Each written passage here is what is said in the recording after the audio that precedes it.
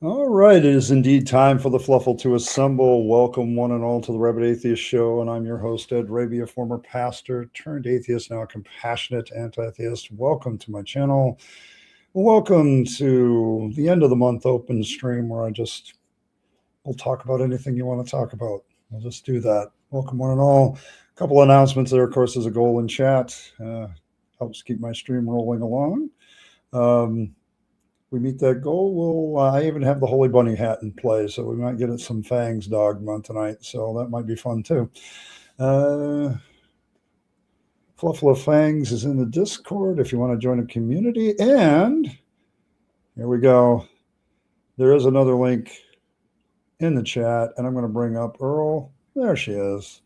Wonderful, lovely, beautiful, smart intelligence, lap in which our Lord naps. I killed Earl. One of the smartest women I know, my special guest today. So, so there you go. And speaking of Earl, we do have a link for Earl, for a GoFundMe for Earl, and doing very well. Doing very well. I'm very proud of the Fluffle. So there we go. It was, proud. So proud. Oh my gosh. Yeah. I'm trying. I'm wearing mascara. Do not make me cry. I'm trying not to make Earl leak. Yeah. So make me leak. But there's that link. We'd appreciate it if you take a look at it. There's been a couple of updates and some things going on. So, and Evan's been keeping on that. So, Evan's one of those great human beings. So we'll just we'll keep that. So, all right. Let's do it. Let's see who's here. And we got a crowd tonight already. Look at that. Really? Yeah, we have Fred here. Fred says he's going to retire soon, so he's going to be around even more often, bothering us. So, like, so he said I need to get used to being around. So, who else is here? Elizabeth is here. Good to see Elizabeth. Rimmer is here. And Dragon Rider's here. Vixen. Wolf is here. One of the wolves. Asshole. That needs to get out more. Okay. And I already have two donations. Is anybody else here? Oh, yeah, and already 2 donations from Wolf for Earl. And you got another one for Earl. So 666 is there. You go. So there you go. So yeah, and just so you know, I do keep track of those, and I make sure that at some point there will be a donation to Earl with all that taken into account. So it's fine, but we will make sure that happens. I know some of our folks are leery about another thing that they put their credit card out to. So and yeah, it's fair. Definitely fair. That's very fair. So I'm good with that. Yes, for Fangs. Okay. I like that little guy. I love that little guy. I swear, he's been the best little muse for the last. It's coming up on 2 years. Yeah. Next month. Yeah, like it's been a bit. Like we've been. Fangs has kind of taken over my life a little bit. I think he's taken over your life. Yeah. Little fucker never leaves. Never gets out of your brain. But yeah, like I go every once in a while, I'm like hanging out at streams and they'll know who I am and they'll say, "Hail Fangs." I'm like, I have no idea who you are. Like but they know who Fangs is. Blessed be the cult. Blessed be the cult. Oh, we reach far and wide. Oh, there. As so for me. I don't understand. Azzo, I love you, man. I love you very much, Azzo. Big brother, I kind of wanted. There's Blossom. He's the big brother you kind of wanted. Yeah. That's fair. Yeah, Michael's good. He does some jerky. Very good. He gives you cookies there. Michael decides. I know. He always gives me cookies. I love the cookies. Yeah. So all the Cookies are good much people are here appreciated. tonight. That's good. Well, the way I've been eating the last like couple of weeks, I feel fluffy. If you're fluffy. Not Well, eating my yeah, food. I mean, you're kind of in a situation where, I can see why eating a little bit might be like a survival instinct.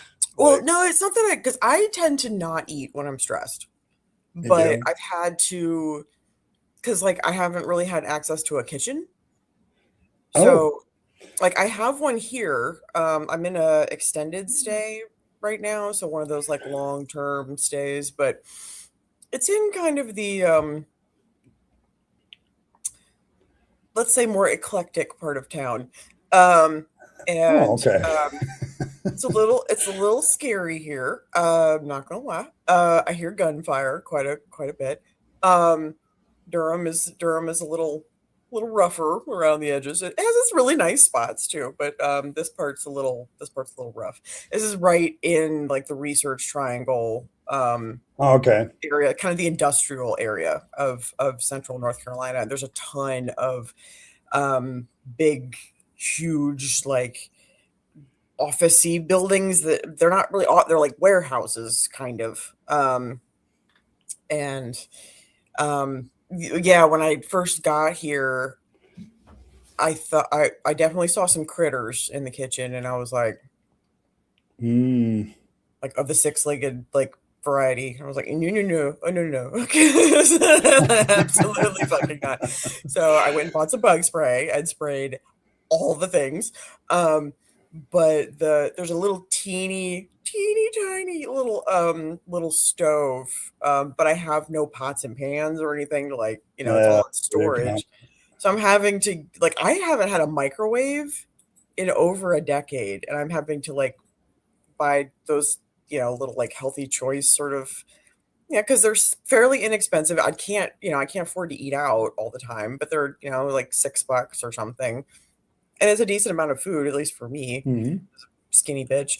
Um, and it's 5 minutes, pop it in the microwave. They're not too bad. They're way better than I remember them tasting. Mm, They actually taste like real food. So yeah, that's at least it's something hot that I can have and that I don't have to buy a bunch of shit to prepare and can get a variety of different sort of flavors and stuff. But it's just not how I normally eat. Um, and so it's kind of like set off my whole body to kind of, yeah, I guess, just stress too. It's like, oh, God, all the cortisol, so just yeah. feel a little fluffy. But You feel a little fluffy. Yeah, I think it's probably salt. There's probably a lot of salt in that stuff.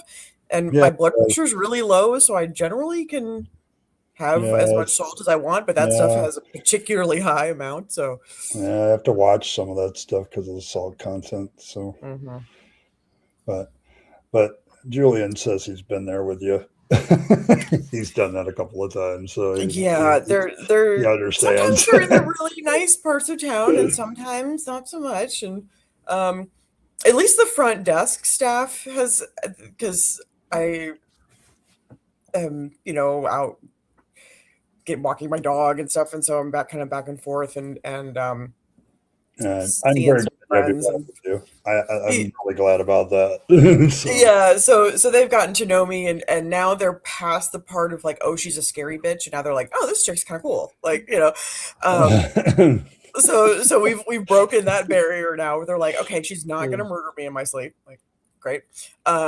She's not a raving like horrible hateful asshole. Like, I think people just assume that I'd be a Karen just because I have the worst case of resting bitch face ever. Um, but once they're, once that kind of breaks a little bit and they're like, oh, okay, she's all right. So we're getting to know each other now, and so it's cool. yeah, well, that's good. That's good. They know me by name now, so that's nice. Yeah, that's good. That's good. Let me see her. And Martin. Martin. All right, there we go. Everybody gets scared like. No, I mean, yeah, Yeah. it's kind of my brand. I don't know. I Well, it's roll like with it because, like, I like I like being scary. I know it's a defense mechanism, but like it keeps some of the real fucking weirdos like very far away from me. So, you know, Oh, asshole. Asshole. They had to do a serial kill search before she could move in. acquitted. I'm You were acquitted. acquitted. Besides, you all, Allegedly. as her lawyer, you should know. It's Right? allegedly, Allegedly. allegedly, Allegedly. asshole. Yeah. Allegedly. Yes, there we go. Yeah, like I'm glad to have you on though. Like it looks like you're at least a lot better than you were like a couple weeks ago. So you're definitely My looking like you're. my shit is healed up from having an elbow to the eye. That was exciting, you know. Yeah. I didn't get any really horrendous foot funguses from walking around to jail without shoes, so that was fun too. So that's Okay. good. Oh, that's Silver good. linings, right? Silver linings. Well, that was the biggest thing. I just wanted you to be in a better frame of mind and get to a place where you can kind of think about things and what you needed to do, Yeah, and I then s- I still have really I my panic attacks are back with a vengeance because I have visions of like flashes of just seeing my shit drive off, and like oh, I'll never like all my books are gone, all my plants are gone, like they were my uh, babies, like all of that is extraordinarily traumatic for me. And my couch is gone, the thing that I sleep on. They didn't take my $6,000 couch, but they took my $300 bed, like that I don't sleep on, that I haven't used in a decade. hmm, It's got bad juju from my ex-husband, but I keep it because it's when I have company or whatever, they've got a real bed to sleep on, but I've always slept on my couch, and they didn't they they didn't didn't take take my that. couch. Oh, I have no couch. Um, yeah. so yeah, the panic attacks are bad, like real bad. The urge to get shit faced drunk and be a lush all over again is very strong, but we're holding No, steady. that's Um, why a lot of us are keeping an eye on you, Earl. Like Yep. My you, mom my mom was like, because she saw my vape there, and I asked her about it, and she was like, "Oh, I just put it in a box." I was like, so thankfully I had some of my older ones, but those have they were all on their last legs, they were my like in case of emergency break glass, stash. And she, gave me some snarky comment about like, "Oh, well, you need to stop that." I was like, "Mom, it's either that or I deal with another DWI. Like, which one do you want? We know which one's worse, right? I can either start drinking yeah, or I can have this and be sober. So, which yeah, one you want?" Because you don't get both. You do not get both. like it, and I'm everybody. I think most people are cool with that. They kind of understand that if they It's my think last about it. vice. I was a Yeah. 2 pack a day smoker from the time I was like 17, 18 years old. Hmm. Like, I don't do anything half-assed. You know this. I do nothing half-assed. Oh If I yeah, go in, I'm going all the way in, and that includes 0 to 100 miles an hour in about uh-huh, 0.3 exactly. seconds. And So, so I've had and there have been times where I didn't smoke anything at all because it was before the time that vapes existed.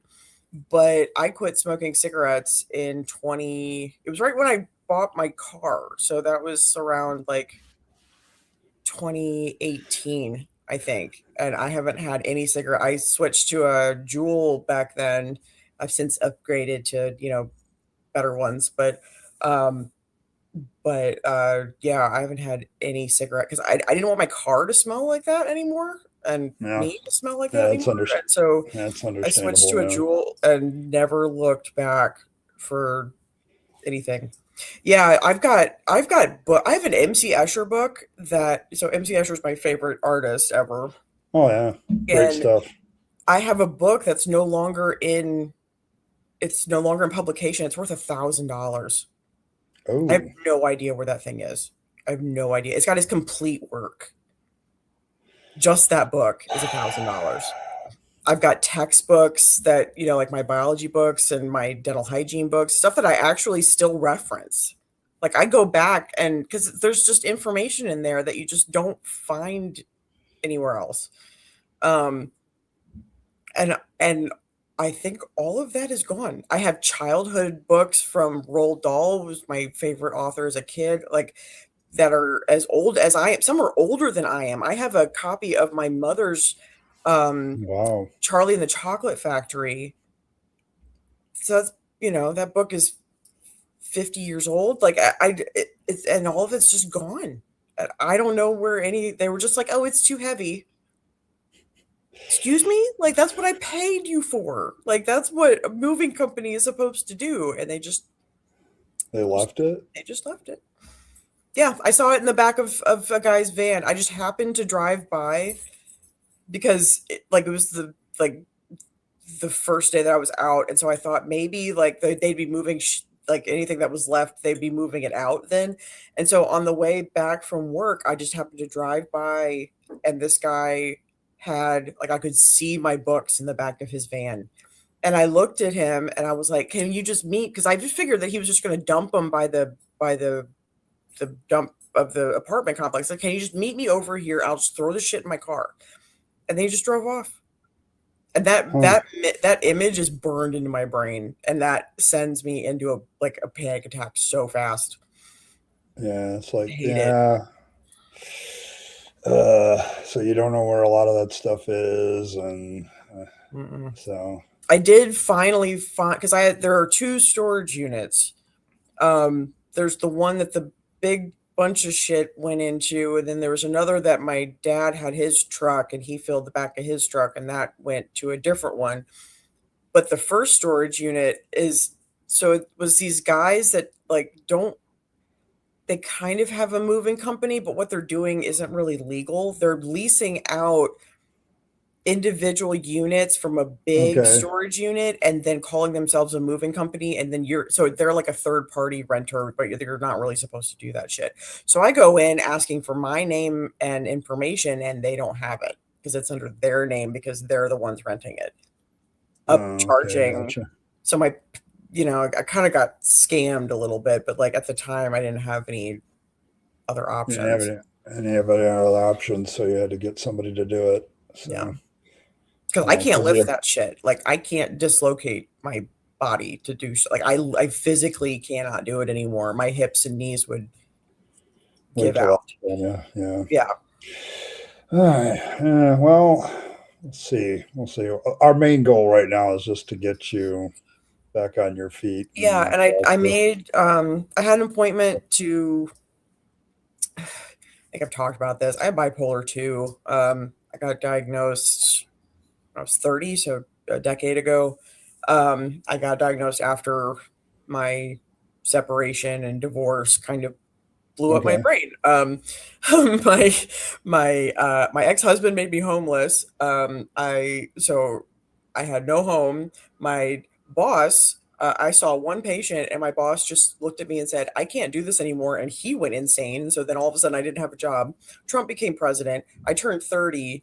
It was around Christmas time because my birthday is 2 days after Christmas. I legit, and then spent 2 weeks in the mental hospital because I tried to off myself, and they were like, "Okay, we got issues." It's like, no shit.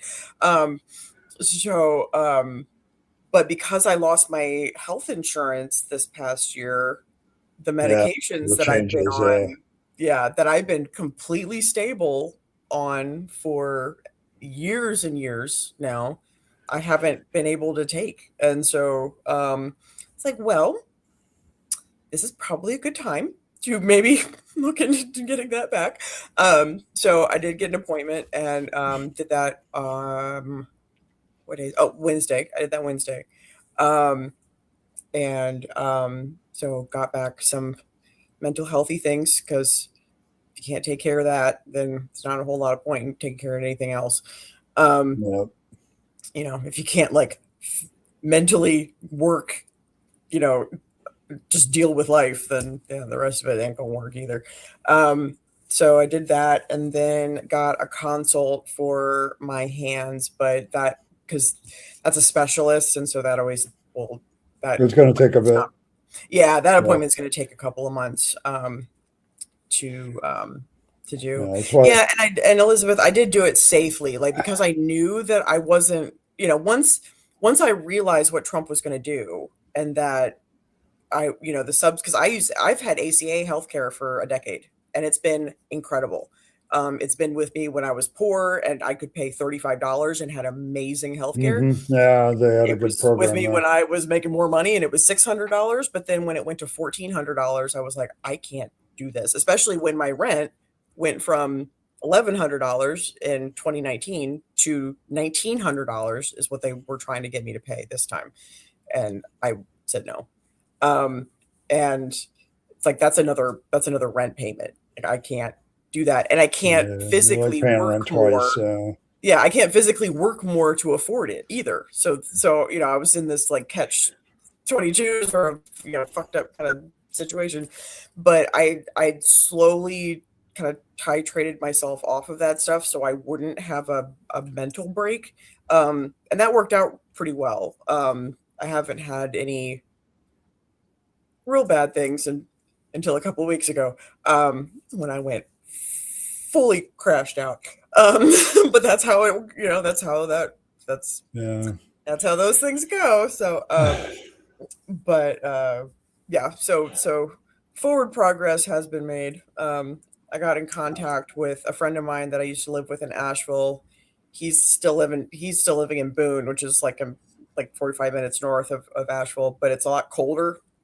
Asheville's in a cool little bowl, and so it protects them from a lot of the really bad weather that happens there. The winters are way more mild, but Boone gets hit hard. They get like lots of snow and shit. He's like, I want to get out of here. So I told him, I was like, look, I'm moving to Chapel Hill, and he was like, okay, let's do that. So so hopefully I might have a roommate that I can tolerate and that I know. And I lived with guys before and been fine. So I hopefully that'll work out. I'm still in this place for I've still got a place for another month. Okay, good. But yeah. I'm paid up until the end of August. But now I'm getting, because I just got a new job, so now I'm getting my first paychecks, and I got an official yes, we're, you're a good employee, we're keeping you letter, and all that kind of crap. So hopefully, because COVID ruined my credit. My credit. Yeah. Well, because you guys. You guys couldn't work for I couldn't work for a year, and so I was having to put shit on credit cards, and that was ages ago. But that shit stays on your record for life, evidently. So yes. All of those people got their credit damaged, and nobody bothered. Hey, And I even tried early this year, in January, February. I went through my whole credit report and tried to do the thing where you say this is old, can you take this off, blah, blah, blah. I went through all of it, spent hours and hours and hours dealing with all of that shit, and it still wasn't good enough. So, so there's a lot of places that I won't be able to qualify for still, but hopefully with a roommate and with all of the hey, we got a new job, and please don't let her be homeless letters. Maybe I can find a place. Fingers crossed. See how it goes. Well, we wanted you to make sure you were comfortable with whatever you set up. So, I'm glad. Not worried about being comfortable, as long, because I've got a little, an ancient little dog, who is, he's an old man. He doesn't look like it, but he's an old man, and that I've got to take care of and protect, and he's my kid, so. Yeah. But as long as I'm in somewhere that's reasonably safe, and I can do the cleaning, so that's not a problem. But as long as I don't have to live in my car again, because I did that once before and that shit sucks. I lived in a Volkswagen with my chinchilla when I was 18 years old for 8 months. Just out of spite. I did it out of spite, purely out of spite. I lived in and out of truck stops and showered in those places and was working 3 jobs. And it was at that point that I was like, I never want to be poor. Like I had the Scarlett O'Hara moment, right? As God is my I don't want to witness, be poor I'll never go anymore. hungry again. That was my moment. But I needed to learn that lesson like on my own, and I didn't want to do it because my parents were I was in college, like all of a sudden I had no rules, and then I had to go home and then had all these rules. And my parents were being completely unreasonable about a bunch of shit. And I was just like, you know what, fuck this. I own my car. Like, bye. Yeah, we all have that moment. We've all had that moment. It's got to be a Yep. witness on them would be hungry again. Scarlett O'Hara is my spirit animal. I've been calling it pulling into Scarlett O'Hara my entire life, but I say I can't think about that now. I'll think about that tomorrow. and just let it go. And that's how I had to teach myself to quit ruminating. Mm-hmm. Just the constant like OCD, negative thought patterns and stuff, and that's how I learned how to arrest it. Can't think about that now. Think about it tomorrow. There it goes. All right. Well, I wanted to get an update from you, so we've gotten that. Yes. You're in a better place. So I'm going to do something brave. I'm going to post my link to my stream and see who decides they want to talk to us. Do you think you're up to? Do you think you're up to that? Or? I'm up for it. Yeah. There's a bloodbath, baby. All right. So I'm going to post that. And if anybody wants to get spicy, bitch is ready. I'll replace the pinned message. We can always do. We all know Earl. We'll keep Earl's GoFundMe in front of everybody for a while, but I can only pin one. So there you go. If anybody wants to come in, they're more than welcome. Oh, Fred, frankly, my dear, I do give a damn. I love that so much. Oh, that's so funny. All right. Hey, Ron. It's been a while since I've seen Ron, so good to see Ron. Good to see Noise. There's Noise, too. So, well, there you go. Well, I mean, somebody had the topic of World War III, but I didn't think that was like some of us might welcome it at this point. Man, I've got, just to keep it on subject, I've got faith in McDonald's. You do? Yeah, I'm hoping for a blood clot real bad.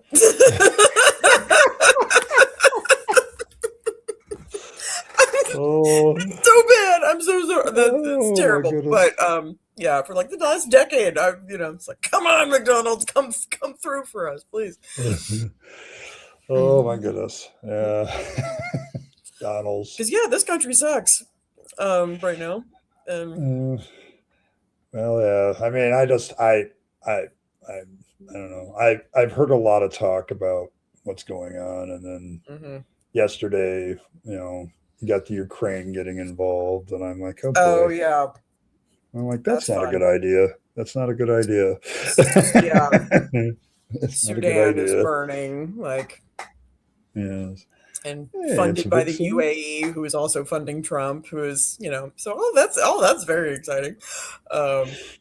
No, we don't do debtors' prisons anymore. We just put people in really bad debt positions, and they end up paying for the rest of their life. That's that's what I'm doing. Debtors' prisons aren't as profitable. Yeah. No. Hey, it's Big Bad Mama. Good to see Mama. you. Lovely to see you. All right. But yeah. So now the World War III discussion came up earlier, and I'm like, I don't. No, thanks. No. At least we're both too old to get conscripted, so yeah. Yeah, I've had that argument before about the draft before, like, wow, if we don't get enough people, we need to draft them. Well, maybe we need to, if we can't get enough people to volunteer for this war, perhaps we need to reconsider the war. Right. Maybe the war ain't so popular. Because like when 9/11 happened, I mean, they were flooded. people lining up at the recruiting Flooded. office. Yeah. And it's There like, were it was like, lots of guys that I went to high school with, afterwards, I'm like just, literally, because that happened when I was a freshman in high yeah, school. And so I ended up dating a whole lot of fucking military guys when I was, 18, 19 years old. Because they were, and this was before we even knew that, like, the shit in Iraq wasn't actually, WNBs weren't really there and all that, all the shit that ended up being a that was fucking such a farce. side. I was like, even Mm, back then, that's just a side door. Why are we like, that's not even going after the people that did this. Like, right. Yeah. it None was of it so ever made weird. sense. And now they're making the exact same arguments for Yeah, the this war in one, Iran right now. the I mean, war in if you Iran. like, they're doing it. I mean, I think it was John Why? the Daily Show guy. Um, Yep. he did a side by side, and they're saying like unironically the same shit that they were saying 20 years ago. It's so bizarre. It's so weird to Yeah, me. it's the same playbook these Yeah, days of trying to get a war started. So yeah, gotta figure out how to make this politically expedient to do what we want to do. And indeed. the playbook is the same.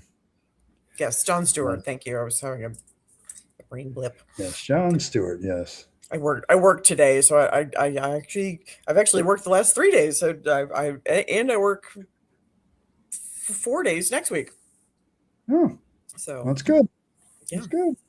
yeah, using my noodle. Financially crippling Canada. Oh, I don't understand that one. I don't understand. We've been friends with Canada. Like, I Right. am right on the. I live in a state on the border with Canada, and Yeah. like, we like literally, shake hands, engage in smuggling operations of illegal Canadian whiskey. I mean, all together, Uh-huh. friendly, everything, and Mhm. we're screwing with them, and I'm like, why? Like Why? the Canadians don't do anything. So Hey, I Robin. could.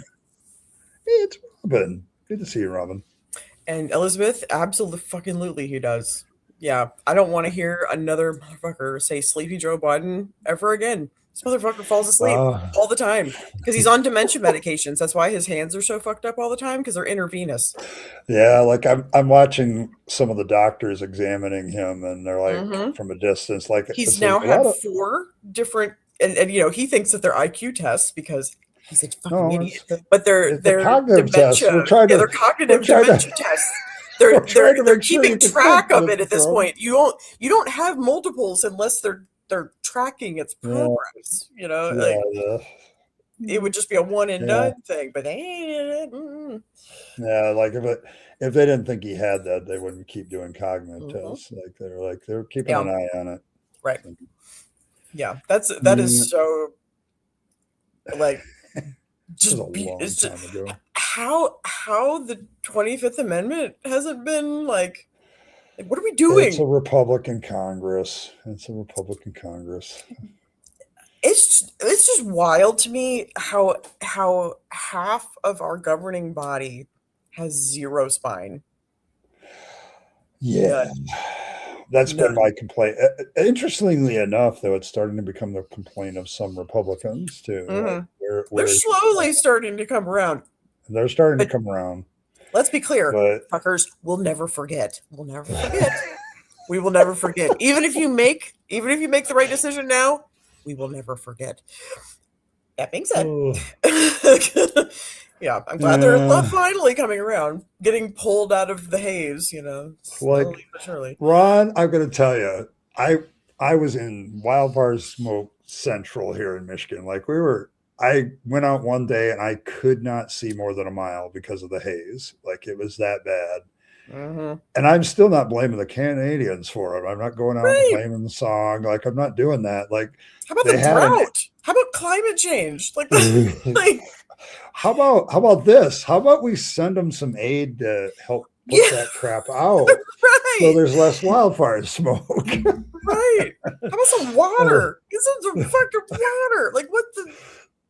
oh, Yeah, but none of yeah, that like makes sense. I was so glad the one day when it just the whole row of rain just came across the whole state and cleaned up the air, because otherwise it Mhm. was getting bad. Like I couldn't go outside. Yeah, So I'm sure it's no, rough. The pollen yeah. here this year was so thick and so fierce.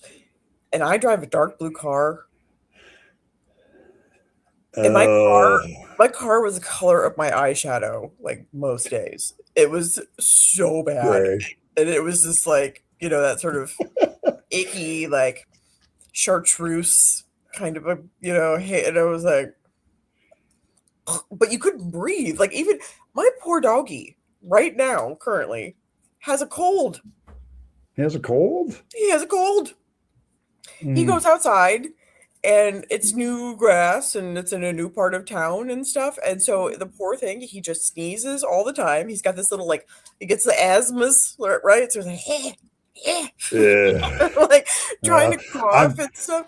It's so, I mean, my poor dog has the asthmas. It's just so bad.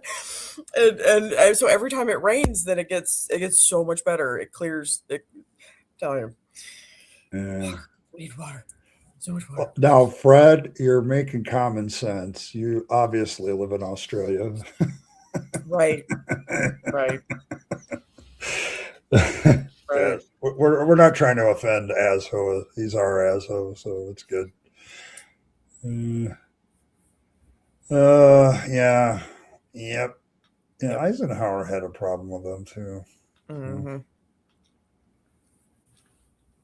mm, Yeah.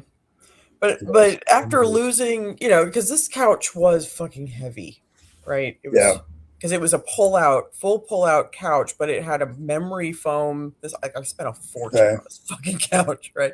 A full memory foam mattress. Because at the a whole time I bit. didn't have a second bedroom. This was when I lived in Asheville, and so I needed somewhere to put people, if because I used to have lots of visitors back in the day, and now my books might be gone and stuff. So I'm trying to think of silver linings. And so I was like, well, okay.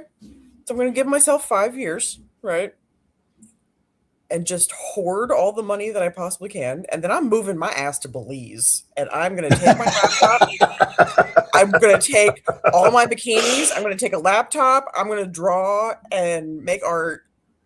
And that's going to be my plan, because now I don't have to move a couch. I don't have to move books. I don't have to move, I'm going to wait for my little puppy, because he's elderly. So, I'm thinking maybe 5 more years, hopefully longer, but, let's be realistic. And because he's 14 now. Oh, yeah, he might So, make it. yeah, Yeah, I mean, it's he's a little stretching. guy. So, and he's been like the healthiest animal ever. Like, he's had like one issue and this was, I guess, last year, that I had to take him to the vet for some tummy issues. Um, Super healthy dog, but once he has passed over the Rainbow Bridge, then fuck this shit. Like, I'm going south. I'm going south. I'm going to be in a bikini. I'm Uh, going to draw Fangs, and Fangs and I are going to go on an Gonna adventure. sell those things. Yes, Fangs and I are going to go. I'm going to buy all the balloons, and Fangs and I are going on a fucking adventure, man. It's just Oh man. that I Oh my decided that goodness. I needed a different way to think about this. And it was like, okay, yes, you lost. Yes, things were lost, things that you cared about, things that you will never see again. This is true. But this means now that you've got less, like, things holding me in a spot. So, like, Yeah, let's move there is spots. that. I will definitely do it. I've lived in North Yeah. Carolina my whole life, and I have lived from one end of the state to the other. I have literally, and all the spots in between. Like, I have literally gone through, I think, just about every major city in North Carolina at this point. And, like, I think I'm done. I You think I'm done. did? All right. Yeah, So, this is like the first time I've really looked into, how do I leave the country? How do I become a citizen somewhere else? well, Like, hey, Hazel, sizzle. well, when you said something about Australia, I actually tried to immigrate to Oh Australia yeah. back when I was married, because they have a dental nursing program that I really wanted to do. And Oh, this was when I was married, so considerably younger. And it's way easier to immigrate when you're young. They want young professionals, right? And so, but my ex-husband was 10 years older than me. But he was in construction, which they were doing a ton of, back then. Um, but for whatever reason, they denied our visa requests. But yeah, I did go through that whole process, and like it uh, is extensive. It oh is yeah. extensive. Yeah. Like I'm like, where would I go? Like, so Go where would I south. go? Go to South America or Central America. That's the Yeah. laws are a little more lax. They need professionals of varying descriptions. Shit, you could teach English. That's Oh a yeah. that's a that's a common Teaching pipeline. English. hmm I you I know need to I learn. was considering doing when I was trying to go to Australia, I wanted to do the dental nursing program, which is essentially like a baby dentist. So like um the Aw. it's mainly when you do Hmm. oh, thank you, Oh. Fan. I was super like I was gung ho. I did all the thing. I wanted to go so bad.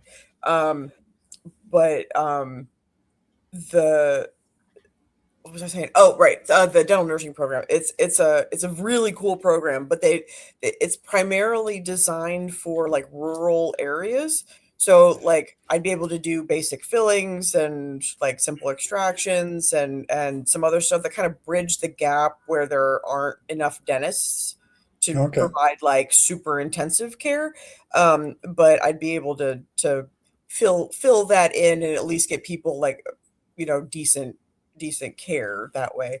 And they started a program. I think it started in Maine, maybe 20 or 15 years ago or something like that. But I wasn't about to go to Maine because it's cold, so that wasn't gonna happen. Because this bitch Yeah. doesn't do cold. Yeah. Yeah. You don't want There's to no come fucking way. here either. You don't want to come here either then. Like No, it's no, no, yeah. no. No, my mom's from Michigan. She's from Erie. Okay. Yeah, I know where my that like is. my whole family was my mom's side of the family were um well, they were in the sort of Scottish Highlands and stuff, and then my mom's side of the family has primarily been in Michigan the last Okay. bunch of years. So my mom grew up there and all that. My dad grew up in Ohio. Um and so they're very familiar with going to Canada when the laws changed about the drinking age. Um way back when, and hopping over to Canada and getting shit faced and then driving back. So, Oh, the thing is, like everybody knows the smuggling goes on whenever they do this tariff crap. Like it's mhm. instantly big business for all the criminal organizations. They Yes, figure it out, indeed. Hmm. and there's so many people that cross bridges. Like you Hmm. could talk about the Detroit bridges, but there's plenty of stuff coming through Sault Ste. Marie and down through the Big Mac, and Hmm.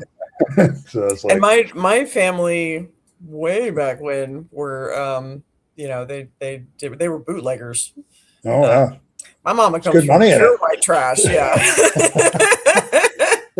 There's good money in doing that, doing hence, bootlegging back in the day. hence my edge, a little bit.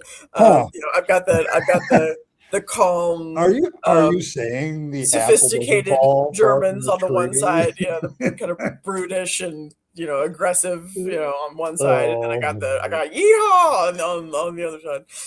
So yeah. Well, yeah, like yeah, it's like if both oh, alcoholics, like so I come by that very very honestly. Maine is a little bit cold, yes, in the winter. Maine's cold. Maine's too cold. Way too Now cold. they don't get as much snow as we do. Like the west side of my state They're where I actually live, more, yeah, Maine is more north than most of Canada, like the yeah, main populations of Canada. They're they get cold. They Yeah. get cold there, and we get dumped on because of Lake Michigan. This lake, the lake effect snow, yeah. Yeah, so But they get nor'easters, so yes, they get the nor'easters, and then it will be very, very cold in the winter. Like it can. bootleggers did found NASCAR. Very true. Yeah. Yes, they did. They did. That's I got a need for speed Practice too. 'Cause driving. My dad my mom's family worked for Ford, so yeah. Yeah. I've got a Mustang printed on my heart somewhere. It's someday. Yeah. Someday. Yeah, I live among most of the big lakes of the world. It's one of the nice things. Like I can drive less than an hour, and I can be at Lake Michigan on the beach. So it's beautiful nice. out there. I so gorgeous. wanted to go to Electric Forest and see you this year, but that's next year. You know what? We might think about that as a celebration of sorts. That might I think work that would out be for a you. good idea. Yeah. I think that's a good idea for you. Hey, Triple E, good to see you, man. Kelly's here too. Yeah, we got all the great people. All the cool people are here today. So very true. But yeah, even like, asshole. Even asshole. My favorite butthead. Yes. No, electric. The electric for. How do I describe it? There's a town in Michigan that's like 500 people, except when the electric forest is going on. Right, and then it swells to it's like 40,000 people. Yeah, it's like tens of thousands of people go into this forest to just listen to music. Yeah, it's an EDM festival. Yeah, I mean, you guys were, I think you and Felicia wanted to educate me on the EDM stuff when I was doing Crick. Like, I'm like, really? Crick wanted to. So, yeah. Thanks, Ron. I'm obsessed. I love EDM. It's when well, you know me. I need big bass in my life. Yes. The benefit of this place, though, I don't know. Like, I've got, well, you can't see shit out there, but it's very green. And okay, well, that's good. There's gigantic crepe myrtles out there that are very pink and very pretty. So at least the scenery is nice. And it moved me to a third floor spot, so that's good. The lighting is terrible in here. I was trying to get some. Yeah, I get it. The last. I get it. I have to do all artificial because all my windows open off into very bad places except the front. All my ring lights are in storage. I didn't see them. So my good camera and the ring lights, they got that in one of the last in my dad's truck. So those did get saved, thankfully. I don't know where my baby where the Funko Pops. Oh, yeah, I was wondering about those. I saw some of the other, because I've got some other ones that I painted, and I've got a Maleficent and a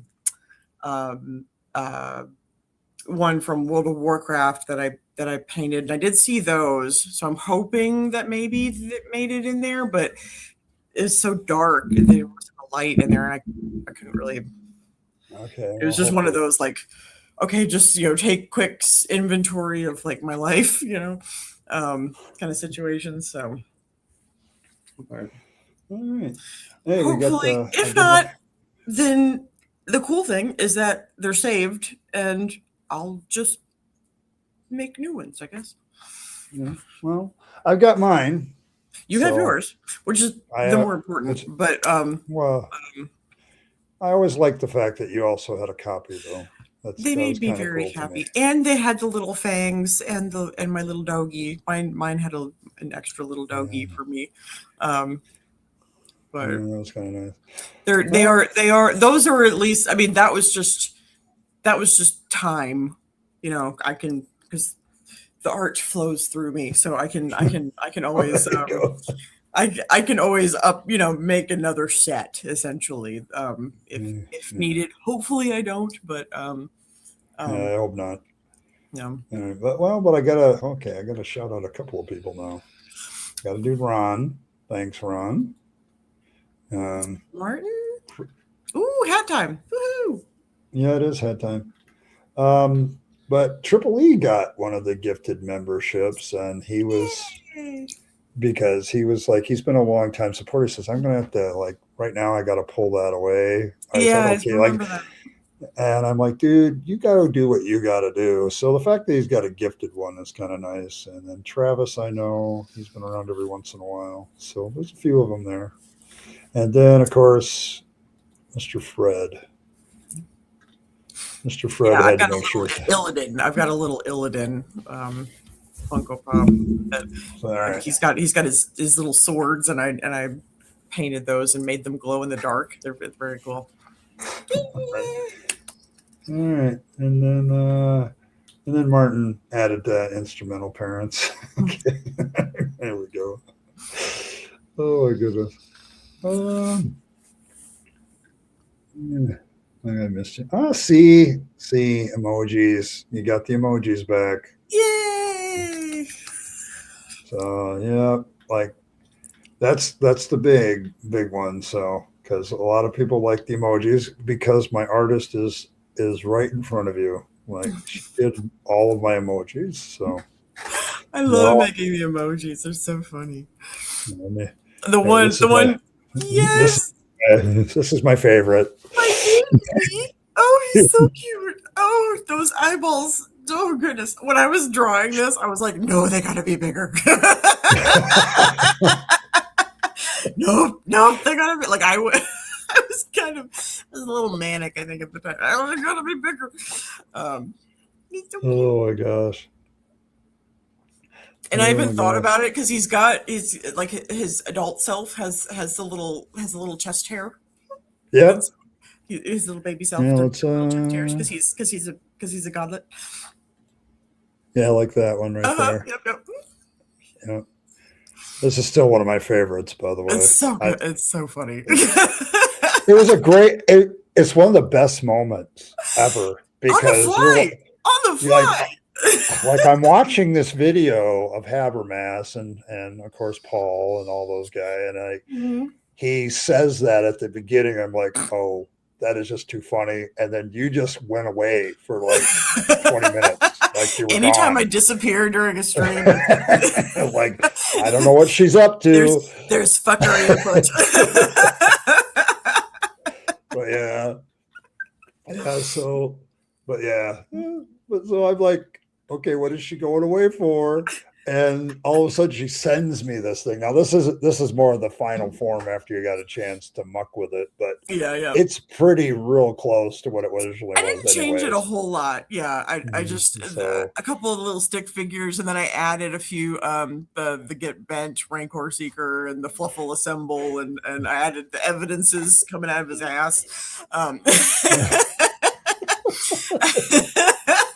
I added those, but yeah, this is very close to its final form. I didn't change it considerably. I think in this one, I think you also changed the ear because you were. That was that was when I switched up all of because you made the ear make sense because the original things here. I'm like, if that straightens out, it's gonna be this big. Yeah, it's gonna be twice as big as his other ear. Well, I think it's kind of crazy how my I never thought that art was something you got better at. I just thought you were either talented or you were fucked off. Like that was it. Like I didn't think that there was like anything, but yeah, you really and I spend a lot of time like redoing my old stuff because I'm like, ooh, that like physically like that doesn't visually makes sense, now. Like I for some, I don't know why it did at the beginning, but it's just you learn how to do perspective and ratios and stuff better. And but that's the thing. I have watched this since the beginning. Like I have to say your development has been astounding. Like it's it's something that when you first started, I'm like, okay, she wants to be my artist. I'm like, okay, at what point Mm-hmm.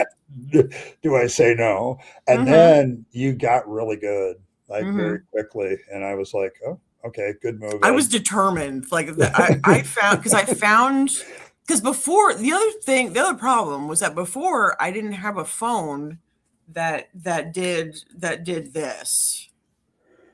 Right. Yeah. So I've always got a writing. Yes, I have it. Shut up. I've always got a writing implement with me. Before I was using just a generic kind of stylus that was real thick, and so I couldn't get the detail right. So a lot of the stuff is really bulky. Like the outlines are really bulky and stuff like that. And so I, over time, have like trimmed all of that and made it real clean, made the edges real clean. I also had I've got a different because this phone comes with a drawing app that I can make my own digital assets. I can use the eraser tool and it becomes an invisible background that I can put onto anything.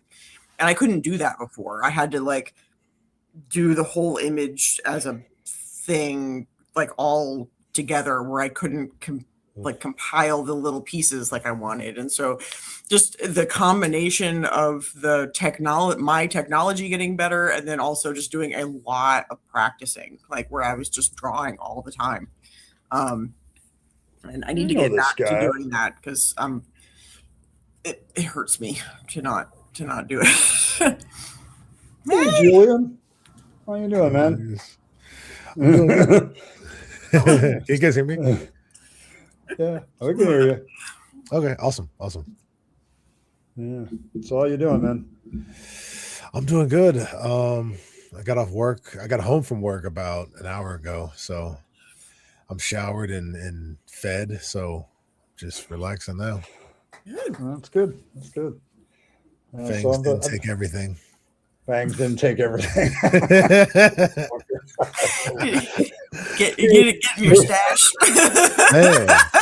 He's being kind. He's being kind to you, Julian. I know. I like that guy. He's kind. He's really good. Well, leave half his stash. He's moved a lot recently. He's off his game. He's off his game. Yeah. Oh my god. Oh my gosh. Yes. The bunny is lit. Yes, that's true. Look at it. Oh yeah, there we go. Bunny purrs. Yeah. Bunny's got lots of humping to do. Yeah, well, yeah. You gotta watch Fangs. He is a rabbit. He's a wily little fucker. Yeah. Quick. Yeah. Very, very quick.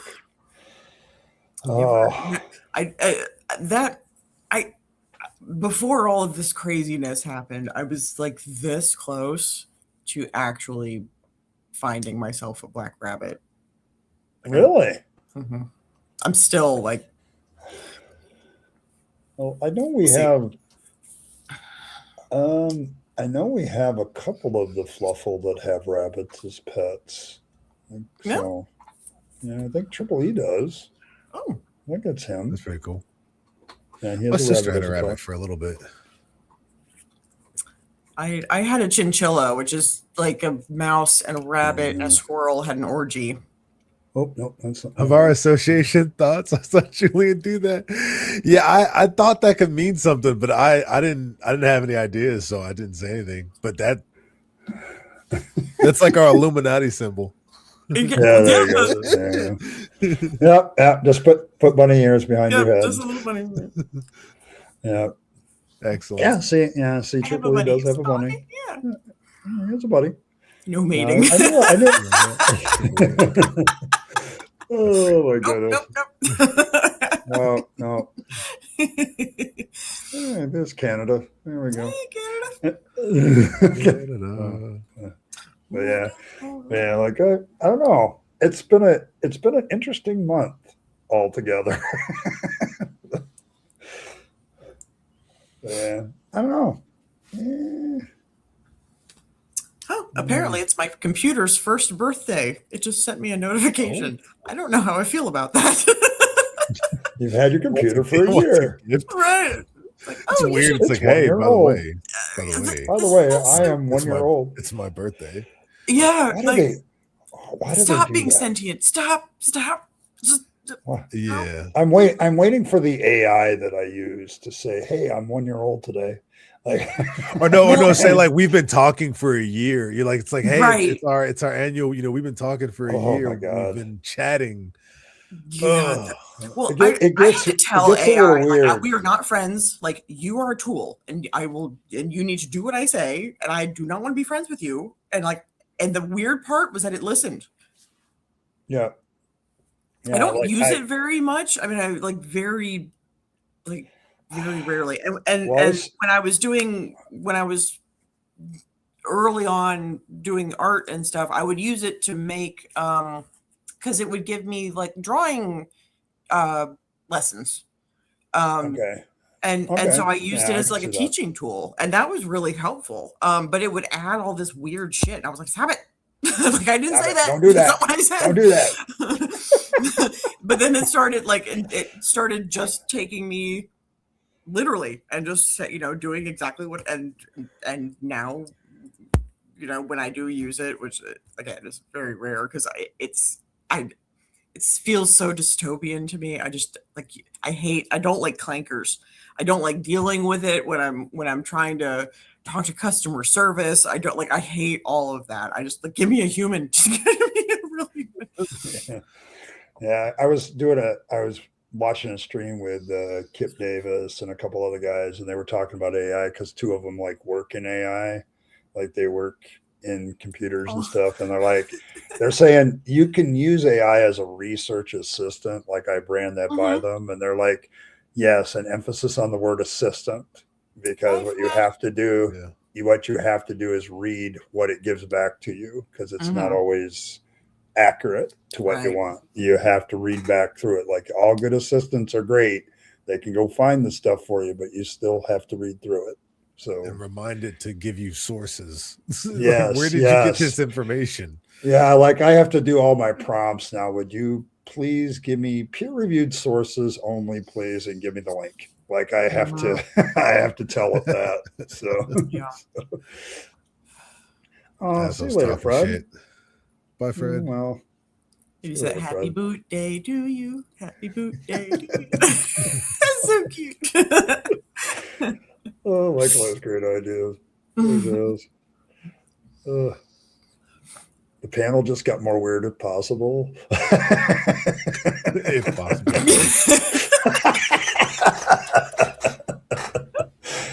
Oh my gosh. We embrace the weird here.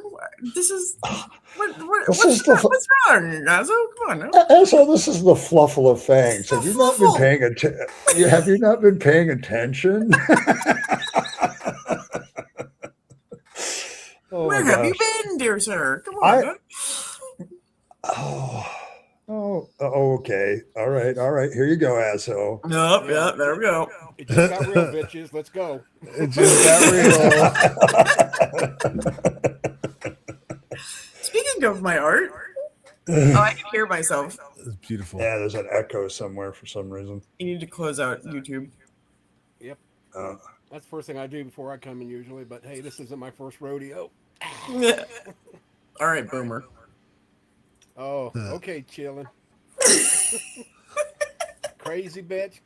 I won't sing the rest of that, I guess. I can see the rumors now. Some old man named Asshole was tapping Earl. He even said it. Something about scratches down his back. Hey, you're crazy, bitch, but your fudge so good. Anyway. Hi, asshole. Hey, not the first time. It's been a while since I've been up in this hizzle. Yeah. Like I mean, I'm sorry, asshole. You should be paying attention. The Fluffle is always weird here. I realize that. I mean, that's a given. Fred alone is enough to say this place is nuts. And he's from down under, so everything's upside down for him. So he thinks crazy is normal and normal is crazy. He don't know what to do with Julian because he's like in the middle. Yeah. Like what do I do with Julian? Julian is going to be a platypus. No wolf, but you're a platypus. Oh no. Like Perry, I'm a secret agent. Yeah. You're the theist's best weapon. See, look it. Julian's like the crocoduck, just a platypus. Evolution can't be true. Oh my goodness. Oh my goodness. Oh my gosh. I'd say it's been a rough week, but with Earl around, I just feel kind of guilty saying that. A rough week. Last night's a rough week. I streamed last night we started at 9:30, got off about 3:30. Went outside with Jack to let him out. Went to go back inside because I was beat. The door was locked somehow. The only key I don't have is that key right there to get me back in the house. So, I mean, talking about being homeless and living in your car, I did it for 4 hours last night. Never again. Seriously, that was my big plan. Once I retired, or I could get away, or whatever, it was like go south, to all along the borders and stuff, or the oceans and stuff, and live out of my car. This dog's a friggin' horse. No. I started out with the car, laid it back, and I knew it was going to be a while. This dog was standing on my chest. Oh, poor Jack. Plus pounds of dog on my chest. Mine's right there. Oh, there's the puppy. Yeah, that's like a chihuahua compared to my dog. I don't care. Well, he is a chihuahua, but yes. Hence the What's over here doing? A chihuahua, chihuahua. as we lovingly say in this. So I was trying to be nice to Jack, so I got in the back. Oh, there. We got all kinds of dogs. Look at He gets that. back there, doesn't like it, so I can't live out of my car. So Mom finally gets up at 7:30 in the morning, and she usually is up at 5. So I'm thinking I'll be here a half hour. Mm-hmm. No. She's like, "What are you doing out there?" I said, "Oh, we're camping out. Just figured, why not?" See you later, Josh. Oh well. He is a tough little fucker. Chihuahuas are for fluffers. Good boy. That's a good boy. He's very handsome. I platypus study to see if someone had sewn it together because it looked weird. I can understand that. He's watching the world. Yes, my Care Bear is from Earl. Was it that? Yes, the Care Bear is from Earl. She goes everywhere. Yes, Earl's art is everywhere. I'm just surprised. I would have her design my coffin. I'm with down. the big Care Bear Fluffle, I don't know, Earl. I would do that. X's on my eyes instead of.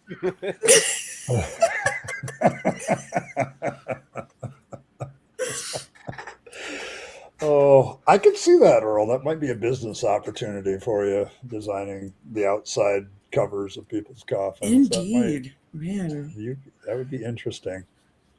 I could get with that mortician chick on YouTube. Yeah. That'd be pretty cool. That might be it. Yeah. Mm-hmm. Yeah, yeah. I mean, you can get budget coffins from Walmart.com too. So. I'm not even kidding. I know you're not. That's so fucked up. Oh man! Like I was perusing. Like somebody said, you know that we sell coffins. I'm like, no way. And so I looked it up. I'm like, oh, yes way. You guys are like Amazon. You sell everything. You'd be surprised what I've looked for and actually found on there. Mm-hmm. Well, I know we sell a bunch of stuff. Sex toys. I mean, we were just like one day just punching stuff in an Amazon. What is the official title of it? Because I have to reset the mod every once in a while. But it's like reproductive health is that section. That's reproductive health. I should check. Well, I already got my urn when I get cremated. That one section in every Walmart that you have, that's reproductive health. That's its official title. Just so you know. Now you know.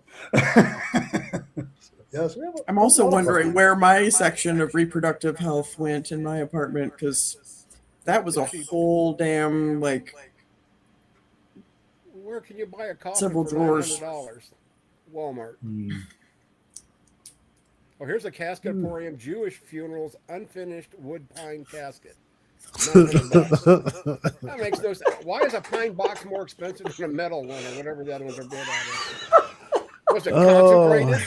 Oh, it's kosher wood. Oh, God. We can bury a person in Holy Holy shit. Oh my goodness! It's a That's kosherly almost- sourced wood or something. Oh, Yeah. it's got to be kosher wood. It's got to be kosher Yeah, pine. kosher. So it's like, I don't Kosher know what wood. kosher pine is, but That doesn't sound dirty at all. most Right. ass- I was just like, where's Evan? Where's Evan? Oh my We goodness! need a special spokesperson. Is there such a thing as kosher wood? It was the most horrible question I used to get all the time. Was like, is that kosher? Like when I was working in the meat department. Is this Fine kosher? is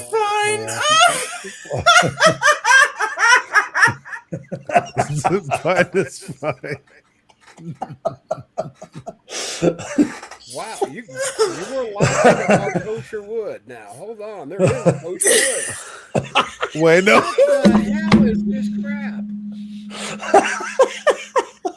I'm telling you, it's I tell you, Why? that's why I'm telling you, that's why it's more expensive.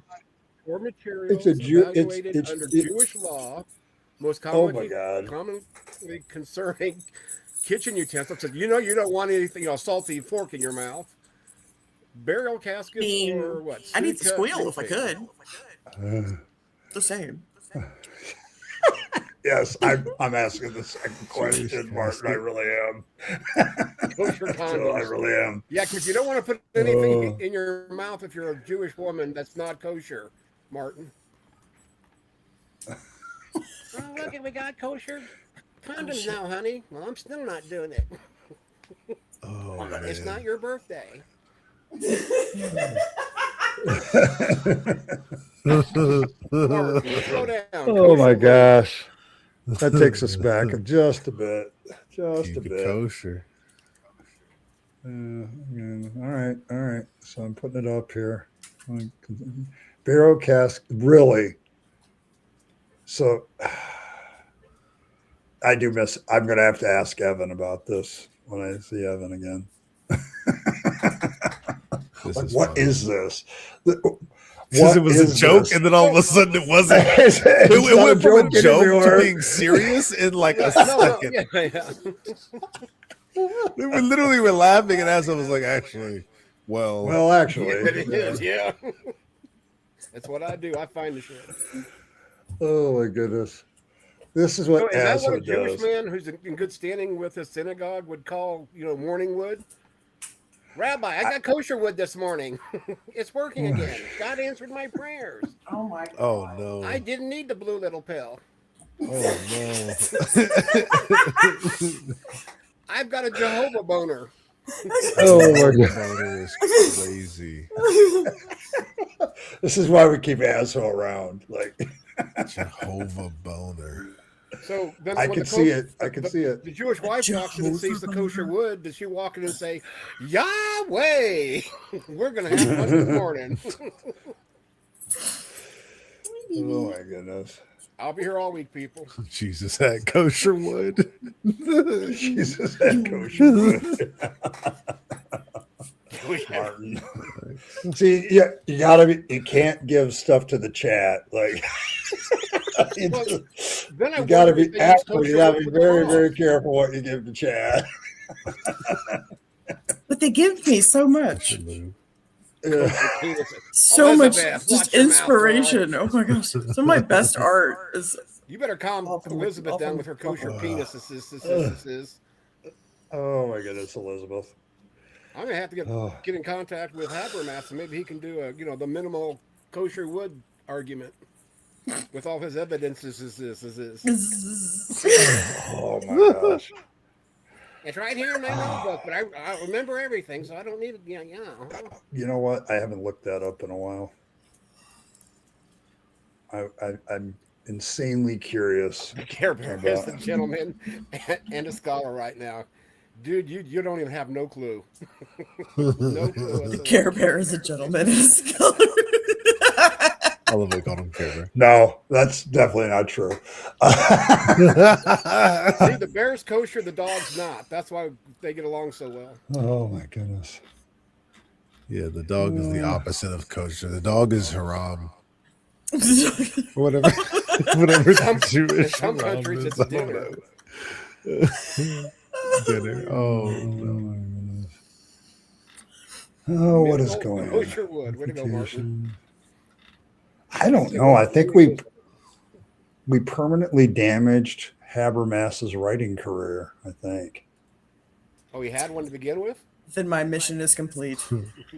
Well, like he's still selling the other 3 books at half off. And the one that he's supposed to release pre-order, the last one this month on the 15th, is I was, already because I remember already them discounted. coming out in the summertime. Oh, so- nice. Yeah, it's already discounted. Like he's already dropped the price of it $12, and it hasn't even come out yet. So the pre-order isn't going well. So it's like going well. So I don't know if Paul Legia and company kind of damaged his career. I mean, I'm sure we got the ball rolling, but it was the actual Christians that started to come out and talk about that got funny. Yeah. Like they were the ones like, no, wait a minute. So and Alter's Jewish, so he still believes in God. Speaking of force, what? What? I don't know what. I don't want to say anything on that one. I mean, are you making calamari? Yeah, like that's all I'm like trying to think like what? that's not dinner, that's the snack. Oh my goodness. Oh no. I mean, if you're making calamari, I guess that makes sense. Yeah. Kind of. I don't know. I know that his last maybe book little is mushrooms. coming out. So I don't know. Mushroom caps. I don't know, Elizabeth. I don't know what's going to happen there.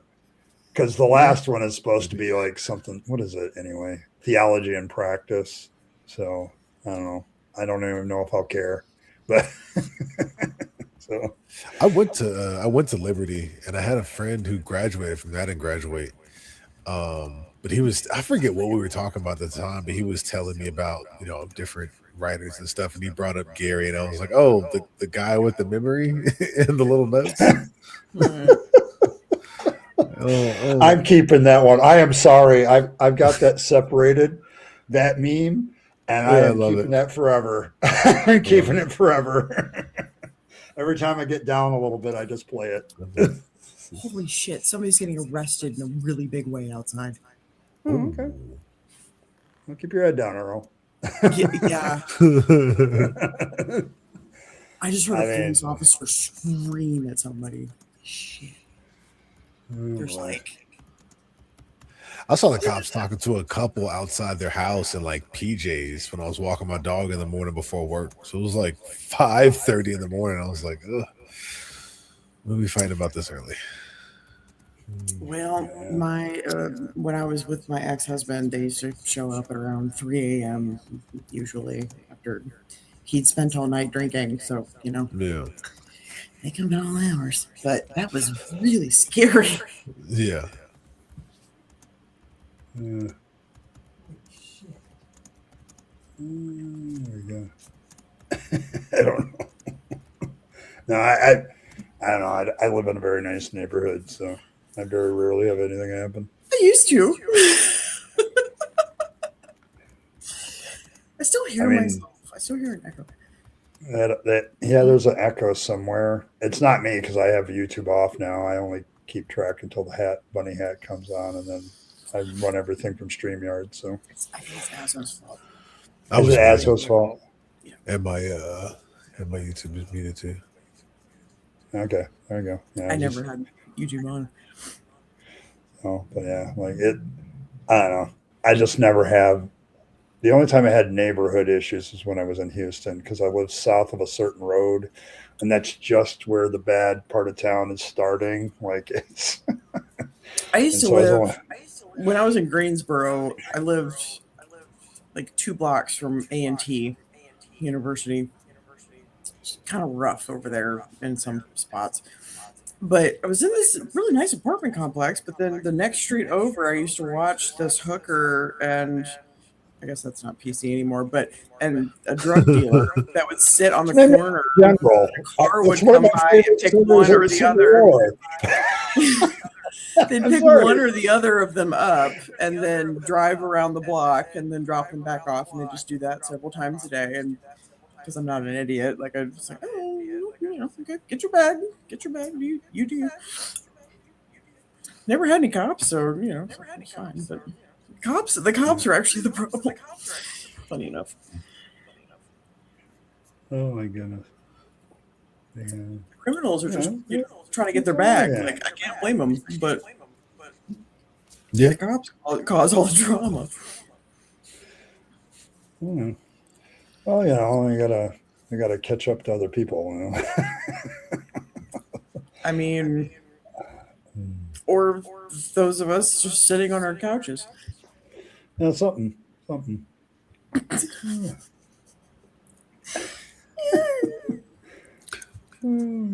played the fifth. Yeah, you played the fifth. Yeah, it's probably a good idea most of the time. Such a bad kid. I've been arrested 4 times. Wow. Yeah, so when you were all worried, like it didn't even like. I was like, well, like this is just another day. This is just one more time. Like I've never had like a close friend get arrested. Like I've had some casual friend, but a close friend getting arrested, that's never happened to me before. 57 years and it's never happened. Yeah, twice when I was married because of my ex-husband. Once for the DWI and then once for being in my apartment. I've got a lawyer for this one. Okay, well, good. And I kind of figured. He really did put his elbow in my face, and like, I'm 120 pounds. Like I look scary, but like, like, and my ligaments literally like don't work. So like, you're not. I got to do that at all. I got pretty good muscles, but like, I'm not that scary. So. It's probably a little bit overboard. I think. These were both guys with very little dick syndrome. Oh, okay, cool. Like that was really, really apparent. I kept trying to tell them over and over again, look at my phone. Just look at my phone. I have permission to be here. And they wouldn't do it. Huh. So. Well, some people...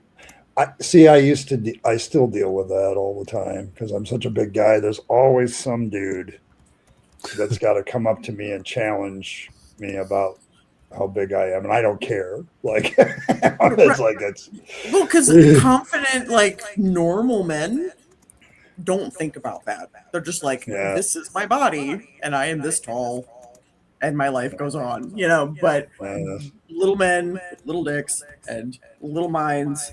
They got to prove something, so they've got to. Yeah, like I deal with that all the time. Like it's like I don't know what it is about human behavior, but there's always that person that wants to challenge the biggest guy in the room for some reason, and I'm like, dude, you don't have to do that. Like, you don't. Then there's the opposite problem where you have men like my ex-husband who was 6'4" and 220 to 30 pounds of hateful man meat, who was fine with fine in his masculinity, except where it came to me. Like I'm the one that he wanted to beat up. I was like hateful man, okay. Well, yeah, made no sense. Like he never got in fights with other matter men. That's ever. just hateful. Yeah, he was just it was just hateful man meat. It was, Yeah, like I don't know what it is. Like I do get a little worried about my current culture in the Western world with because like for a long time, like the whole Andrew Tate thing has got me kind of bugged a little bit because it's like you're all surprised. Like like you're also and the normalization of cruelty that has happened in this country over the last decade is it's like I don't know if we'll recover from this. Like I'm terrified that we would, but the cruelty is pervasive. in this country now because it's been completely normalized by the man at the top, you know, and this is the one instance when trickle down actually works. Yeah, well, see that I've been a big guy for a long time, and there's always the guy that has a problem with his self confidence, and he thinks he could fix that by coming up to me and being a problem. And then I'm kind of like the big, like I saw something really funny between two dogs once because my daughter had a Great Dane and this other new little dog was like giving him crap. And the Great Dane just like did this with its paw and just calmed their dog down. My dog? All right, so you settle down, see son. You see little Roo here, right? Okay, Yeah. so there's little Roo, right? Hey, Roo. So he was at a doggy park that I had him boarded at, and when I picked him up, they told me that there was a Great Dane. This is Scrappy Doo, by the way. This looks just like Scrappy Doo, Puppy but power. he had that Great Dane cowering in a corner. Yep. Yeah. Dog is But 18 pounds, stands about 18 inches tall. He's he's this wide. He's built like me, you know, long legs, big chest, little waist. Like he's just, you know, and he had a full-grown Great Dane cowering in the corner the entire weekend. Well, That's funny. I felt so bad. It's that old expression, though. It's not about the size of the dog in the fight; it's the size of the fight in the dog. Like He's really got a about big the attitude. personality. Yeah. Now, if the dog is aggressive and wants, they're going to be boss. Like My dog does not let other dogs. No fuckery is afoot, right? If I'm involved, like I know that, like when that cop was busting up my face, he was freaking the fuck out. They had to put a muzzle on him. Oh, well. Because Yeah, he was probably. trying to protect his mom. You got lucky. Yeah, you Yeah. got lucky there too, because like sometimes cops get trigger happy about that shit. And they've gotten sued enough now where they're not as trigger happy because they did a couple of boneheads. Well, I have the benefit of being a white woman. Yeah, that's But probably had true. I not been, I guarantee you that he'd be dead because he tried to kill them. Like he was. I could hear him in the background. That's one of the things that's super triggering to me right now. That causes like the flashbacks and shit. Is hearing that because he was like he was fit to be tied. He was like not having it. And they had to put a full muzzle on him and get animal control and do the whole thing. Oh wow! He went to doggy prison. You went to doggy prison. I went to jail and he went to doggy prison. Okay, well, cool. And that actually more than me going to jail makes me way more upset that they fucked They put with the him. dog. He was just protecting his mom, you know, like he's just being a dog. Yeah, Like he wasn't doing anything wrong. He literally saw somebody attacking his mama and was like, fuck no. Like, I might be 18 pounds. Like I used to, like in my old neighborhood, there were little kids that used to run up and like try to pet him. And he does not like children. And so I started having to walk him at like 3-4 in the morning because there was nobody around. It was quiet. It was cool out, especially in the summer. I've had to to do keep that his little in paws Memphis. healthy because the asphalt gets so hot. But they would run up and try to pet him. I'm like, no. Like, he's tiny danger, but he's still danger. Right. Like, all dogs are. Don't, you know, because he would get nippy. Attacks are Chihuahuas. Hmm? You know, bar none, Chihuahuas are the #1 attack dogs, and not that they do a lot of damage most of the time, but it's the fact that they are so aggressive. Well, they're very protective of their humans. They're extremely protective of their humans. That's what like with Jack. And they have Napoleon syndrome, so they think that they're this big. Right. This big. Well, I've seen like take I the am yard the and walk size up of a to Great Chihuahua, Dane. and they're like, Right. Yeah, That's what I mean. This is Scrappy I Doo. think we need a bigger Right? Do you box. remember during Scooby Doo? Right? You know, so Yes, Scooby yeah. would be like, Oh, and then Scrappy's like, come on, I'm getting remember. You know, this is Scrappy Doo. yeah. This is Scrappy Doo. This is Yeah, I mean, poor and guy not doesn't only like that, he kind chihuahuas. of looks like a teeny tiny little Great Dane. Yeah, he does. I know. Who, me? He's Yeah, I'm a having his picture badass. Look at taken. him. He just pops his head up like, come on, who am I supposed to bite? Yeah, he's like, who Right? I gotta kill? This. Who I gotta kill? I'm on a Oh my goodness. Is it Great Dane mode? You have activated Great Dane mode. Exactly. Set Cold up. smash.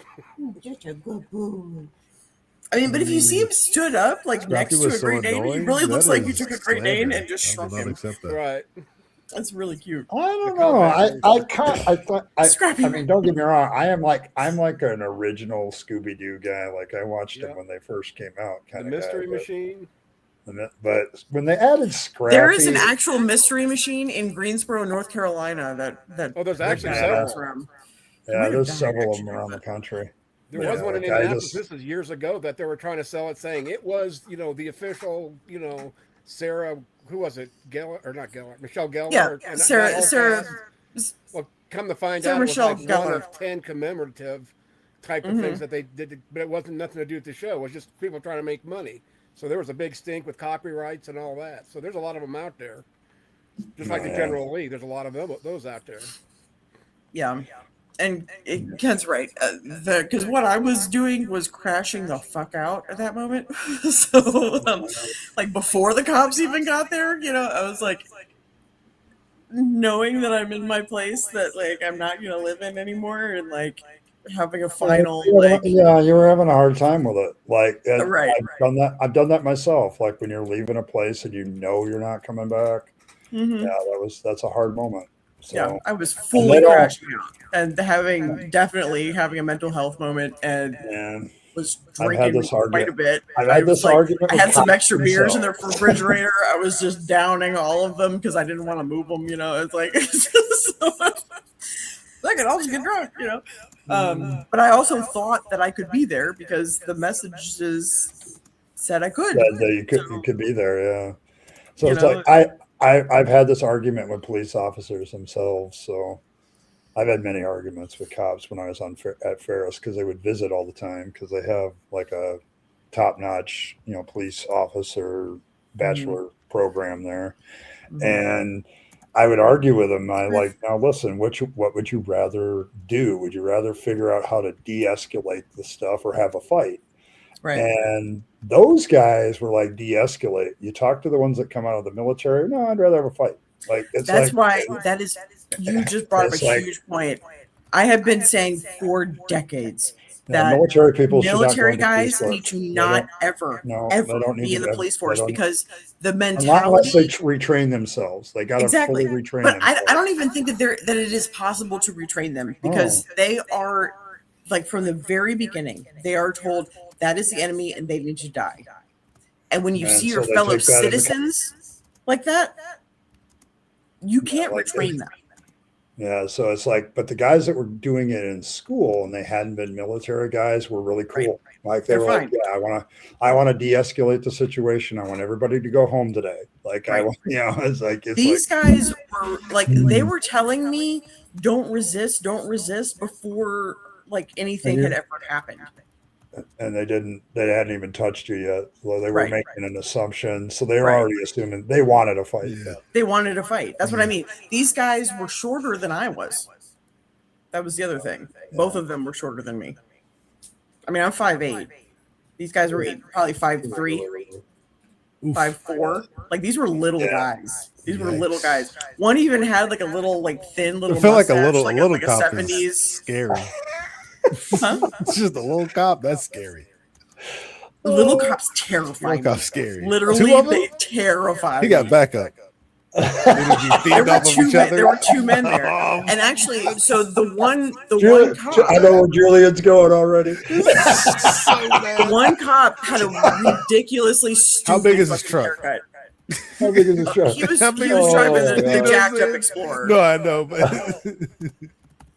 But the Yeah, one that's cop who fucking put his I don't know elbow what his in my personal face. vehicle looks like. Yeah, I that's don't what know I'm saying. that. Yeah. I wanna see Oh that. yeah. He's got a big trick with the truck nuts and the whole nut. Yeah, the whole thing. But this guy who put his elbow in my face, so his partner didn't agree with what he was doing because he had put his elbow in my face. He'd shoved me up against his car, which had been sitting in the sun, and that's part of why my face was so red and fucked up. Yeah, you got burned up a little bit. And so then they put me in the car, and then he opened his partner with a skinny little mustache opened the door and looked at me because my lip was bleeding at that point, and I didn't I could taste the blood. I didn't know how bad it was, but the little cop, the skinny mustache cop, he looked at me. He was like, "Do you need medical attention?"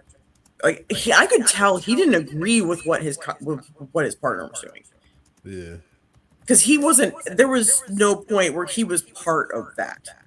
His partner was like had my arms like almost lifted, my shoulders nearly, like I could feel my shoulders start to dislocate.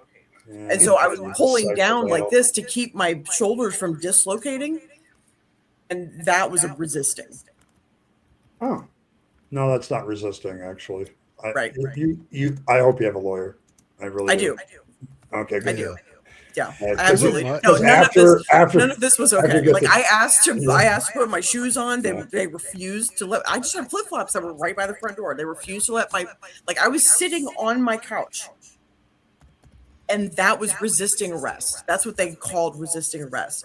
Then I was that's trying to not put okay. on my shoes. They called that kicking the cop.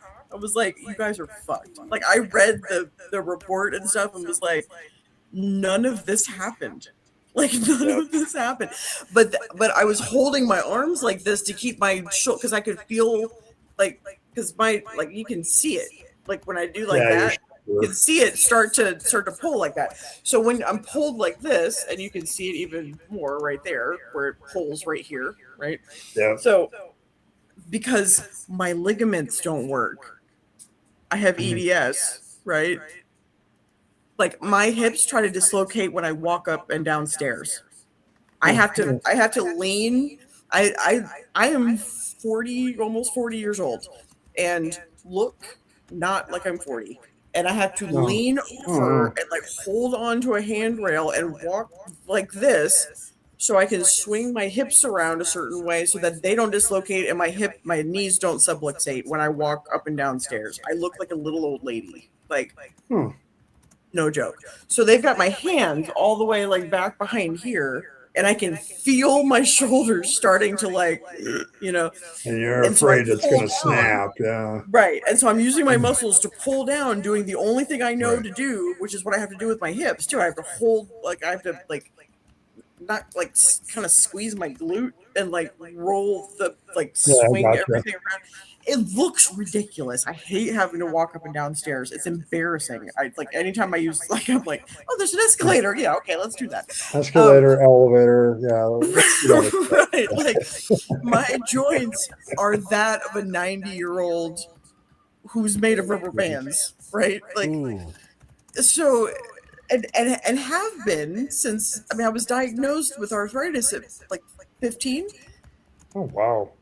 So that's like not good. This is something that I've done, and it's been getting progressively worse, and it's gotten like exponentially worse the last like 5 years.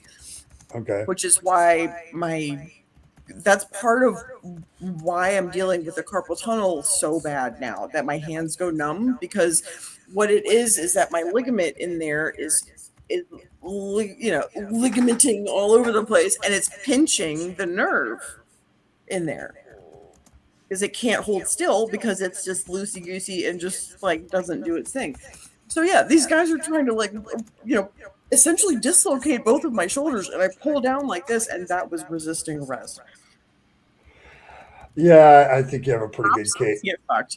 They're so stupid, and I'm so looking forward to taking bare this minimum. Court. Yeah, bare minimum, your lawyer should get all the charges dropped. Like it shouldn't have happened. Like This shouldn't have happened.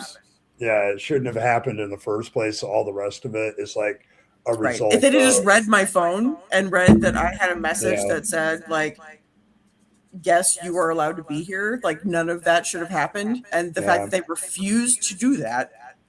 I think that's where they're going to lose. They took my phone. I had no means to pay anything, so I didn't have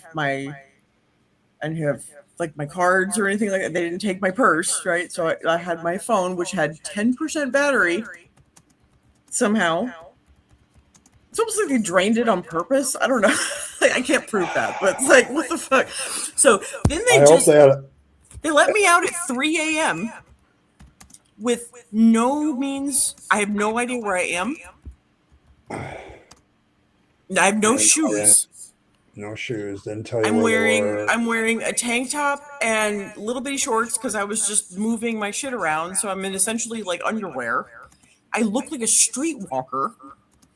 And the first couple of hotels that I tried to get into, I could not because I looked like a streetwalker. So that was fun. And degrading. And embarrassing. And embarrassing, all that stuff. Yeah, but luckily I did find an Uber, and the guy did let me like hook up my phone in his car so that my phone could charge for like a little bit, and but like they just let you out at 3 a.m. and then just said goodbye, and you're like, because this is this is jail, so it's like in the kind of skanky part of town, and like.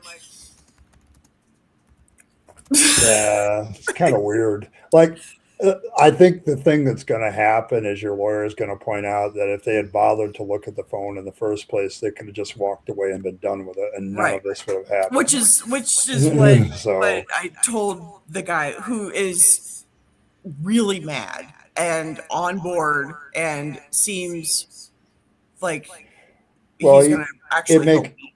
Well, the legal system gets a lot of bad press, and so the good guys are always happy to go after the bad guys, most of them. Mm-hmm. Like there's a brotherhood with cops sometimes, and that's when it gets dangerous. Like who are you for here? Like I've had arguments with these guys, like the drug war, all of it. I'm like, you guys are risking your lives over bullshit. Like, why should you do that? I'm 120 pounds, and this was a case of I was trespassing. I was told one thing, and the apartment complex didn't want to recognize that that's what I was told, and then called the cops saying that I was trespassing when I have proof that I could be there, and then I got an elbow in my face. For what? Like what? What? De-escalation because I tried to put on my shoes. Yeah, de-escalation technique tells you that, okay, let's check the phone. Can we see your phone for a second to see that? That's a de-escalation technique to verify, to verify what's going on. Yeah. And they didn't do that. I tried to tell them over. So, I said over. I went into like the mode of like when I was dealing with my ex-husband, where I just say the same shit over and over and over again. I would say shit like, he's drunk, he's a danger to me, he's drunk, he's a danger to me, he's drunk, I would just say it over and over again, because police are fucking thick. They do not listen. They don't listen. So I just kept saying that over and over. Just look at my phone. Just look at my phone. Here's the pattern. Just look at the phone. Just look at the phone. And he was like, I don't care what's on your phone. Like, yeah. And then I had to watch two bitches detox off of heroin, where because it does fucked up shit with your brain, and you can like come in your sleep and shit like that. So like that was happening over and over and over again in a room filled with 20 women, no bathroom. I nearly wet myself. Oh wow! Because they refused to let me use the bathroom. I had no shoes. I was wearing, essentially underwear, and they turned the AC down to about 60 degrees in there, freezing. There's all these women, they're on the floor. There's nothing soft. Everything's hard. Everything's concrete. Everything, the seats are hard. There's concrete everywhere. There's a toilet, but there's no privacy, right? And because it's basically just like a drunk tank. is what they dumped me into, that I had to sit in until like 3:30 a.m. I got arrested at like 6-ish. Yeah, I think your lawyer will probably at minimum get all the charges dismissed because it shouldn't have happened that way. It shouldn't have gone down that way. It didn't need to. It was so unnecessary. Yeah, all of it it's was like- so unnecessary. Yeah. So you'll probably get that at least. And if they're the kind of lawyer that sees dollar signs, they might suggest a few courses of action for that too. So. You know, I wouldn't be opposed. I wouldn't be opposed. The elbow to the face was just like, Yeah, I'm excessive use of force 120 is kind of- pounds, and you can literally break my Yeah. joints, like with Yeah. very little effort. You know, like it wouldn't take much. I can feel my neck slip sometimes. Like it's right in here. It's this right, this set of muscles and like ligaments that hold this muscle here slip all the time, and so sometimes I can actually feel my head go like this. It literally feels like my head's about to fall off. That's the shit I'm dealing with, like on a daily basis. And so then you go and you cuff me like this and hold my arms up like this, like off. I was off the ground. They were walking me to the car off the ground. Because I was trying to put on my shoes, and they refused to let me have my shoes. Then they kept trying to give me shoes, and I was like, "No, fuck you, no, no." I had shoes. You didn't let me have shoes, so I'm gonna walk through here and make it evident that this is unreasonable. Yeah, They actually put me in the they put me in the feisty the isolated. Put you in the feisty ladies one? They put, I was in isolation for like 2 hours Oh my goodness. as combative because I'm mouthy. You're mouthy? No. No, that doesn't happen. And I kept telling the cop that he had a fucked up, That's slander. ugly ass haircut. What kind of slander is that, Earl? I have no idea what they're talking This about. guy with the dumbest haircut I'd ever seen, and I let him know because he put his elbow in my face. So fuck him. Oh my goodness. How to Make Friends and Influence Enemies 2.0 by Orbit. Now, all we need is for Earl to write a book on how to deal with people. That would be awesome. I already have the idea. I want to call it The Art of Being Mean. The Art of Being Mean? Okay, that's fair. I can And use that mostly book. I want to use it as I've had this, I've been kind of working on this outline for years. But it's mostly for women who get used as a doormat. So they can like find their spine and find their inner cunt. Yeah. Like I don't see, like I said, I had a lot of conversation with wannabe cops, and they had a lot of arguments with me about stuff, and I'm like, oh, this stuff you guys are put into, like, I feel sorry for the good cops because they're often put in bad situations because of the laws sometimes and other things and the situation. And I feel bad for them. But it's like you got to stand up a little bit more. This is not an issue of a few bad apples. This is an issue of a few really good apples at the bottom of the barrel. Yeah, they're dealing kept there with a bunch of rotten shit around them because the vast majority of cops are not good cops. They don't go into it for good reasons. They do not act make money respectfully. Well, a lot of cops use it as a stepping stone.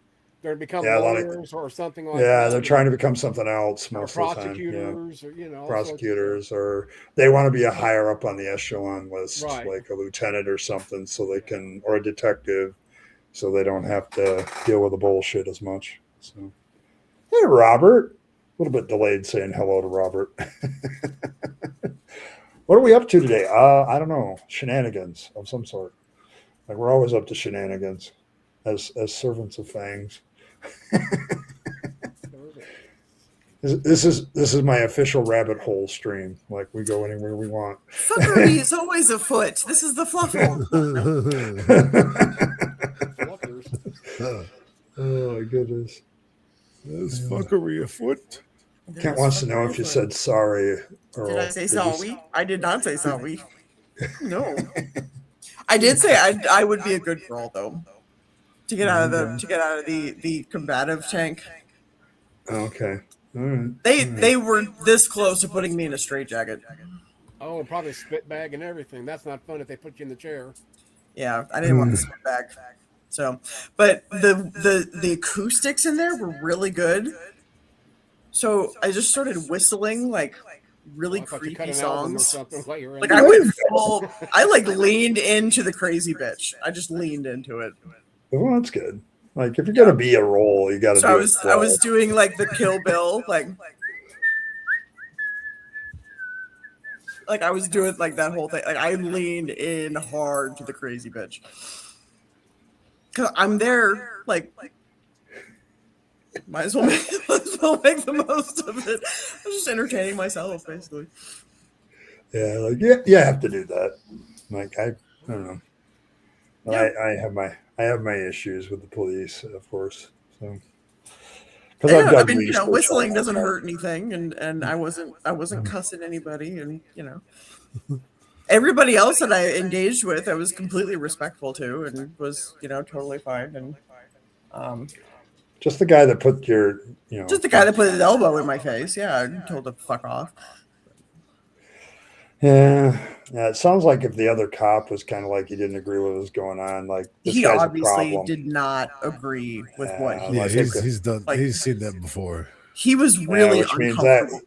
Which means like when he came to me and was like he's. Do you need medical attention? Like he was really like he was speaking low so that like his partner couldn't hear him. Yeah. In other words, he's seen this behavior out of him before. Yeah. And he's uncomfortable with it.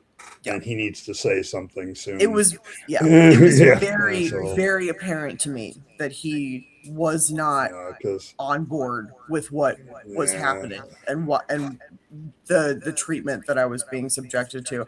I mean, literally, I just tried to put on my shoes and I got an elbow to the face. Yeah. Sat on my couch this is like it's not like I would swing at a cop. Like why would I risk breaking my hands? I've done that before, right? See, okay, knuckle, no knuckle. I did that on my little brother's face. Why would I risk that again? That was painful, like extraordinarily painful. And I did that when I was like 20. Right? So like, I'm not about to go swinging at a cop. That's like, that is not something that I'm about to do.